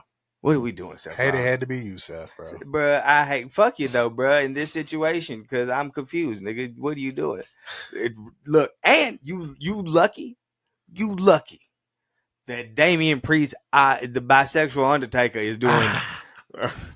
I don't know what that nigga is doing, because with a bad leg and you being distracted and all this bullshit, nigga, I would have cashed in, boy. I would have cashed in, nigga. I would have cashed in. What is this nigga doing? Bro, I seen that for the first time. I ain't that you was gonna bring that up, bro. He's not going to beat the allegations either. And I'm a Damian Priest fan, but that nigga be going out there in the freak off outfit. I swear for God, him and Rhea Ripley probably be having freak off in them motherfucking leather joints, bro. Freak off. And he got the long. This ain't about Damian Priest. Seth Rollins. Hey, that'd be you. Hated had to be you. You my nigga, bro, but it's part of it, bro. Sometimes you got to tell your nigga, fuck you. I'm rolling with my nigga, bro. Fuck him. Hey, because I've even told some of my niggas, bro, like, I ain't never said fuck you, but I've spoke up and been like, hey, bro, we knew better than that. Why you do that? That wasn't a move you should have did. So many words, yeah. You know, yeah. I'm performative right here, but, you know, I've talked to my own personal niggas and be like, come on, bro, we got to make better decisions. Yeah. But I've also been on the side of my niggas and was ready to crash out, too. Hey, that was younger in life. I've matured, so the crash out phase, I'm gonna talk us out the crash out. It's not a high road phase. It's now a high road phase. Well, hopefully the people around me feel that way, because when it's time for me to be ready to crash out, I need somebody beside me to be like, no, let's not do that. I feel like now your crash out is verbal. I feel like you can verbally fucking maybe say some shit to a nigga, right? And niggas just back off. Maybe. But yeah, so I need a nigga to be like, hey, bro, let's not do this. I'm like, you know what, you right. But younger in my life, I was not the nigga to be like, let's not do this. I was the nigga to be like, no, let's go ahead, fucking let's hey, this is what you decided you wanted to do. Let's do it. Let's do it. But we've matured. And I let niggas know, hey, bro, this wasn't the wave. Mm-hmm. And if we can't have that talk, are we niggas? And if you can't respect that, your whole perspective is wild. Yeah. And you know what they say? We were gangsters, and was the most gangsters of all of us gangsters. Fix it. Big Paul. Fix it. Wise man. Or I'm going to smack his fucking teeth out of his mouth. Big business. Speaking of, okay, last thing, and then we get out of here. This is random. I was talking to my lady, and, you know, she had a client.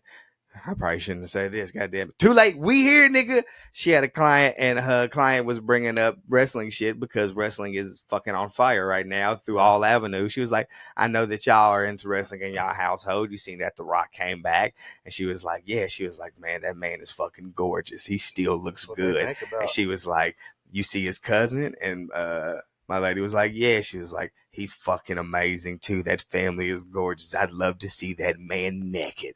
And I was thinking like, hey, they portray that the males in the male fandom is super like horny and shit towards the women. But I think it's the culture in general. Yeah. I believe the women are also super horny towards the male wrestlers as well. Because to say you want to see Roman butt ass is a wild statement, but I could understand it. Bro, you know, this is quick. Bro, I asked my old lady if she seen that Drake leak. Oh, shit. Baby horny, bro. Yeah, get this nigga off my... I don't even... Baby horny, bro. I don't even know, man. All right, until next week. They be horny. They be horny. Big business in the horny. Big business in the horny. Big business in the horny. Niggas said, I've had niggas tell me they respect my IG story. Oh, yeah, because you be going off. Big business in it. Bonding in the nasty, big business in the horny, bro. Big business, bro. Yeah. Gotta love it. Yeah. Speaking of, that nigga Val Venus said they trying to erase him. All right, we out. Yeah, because fuck what he was talking about. Nigga erased himself.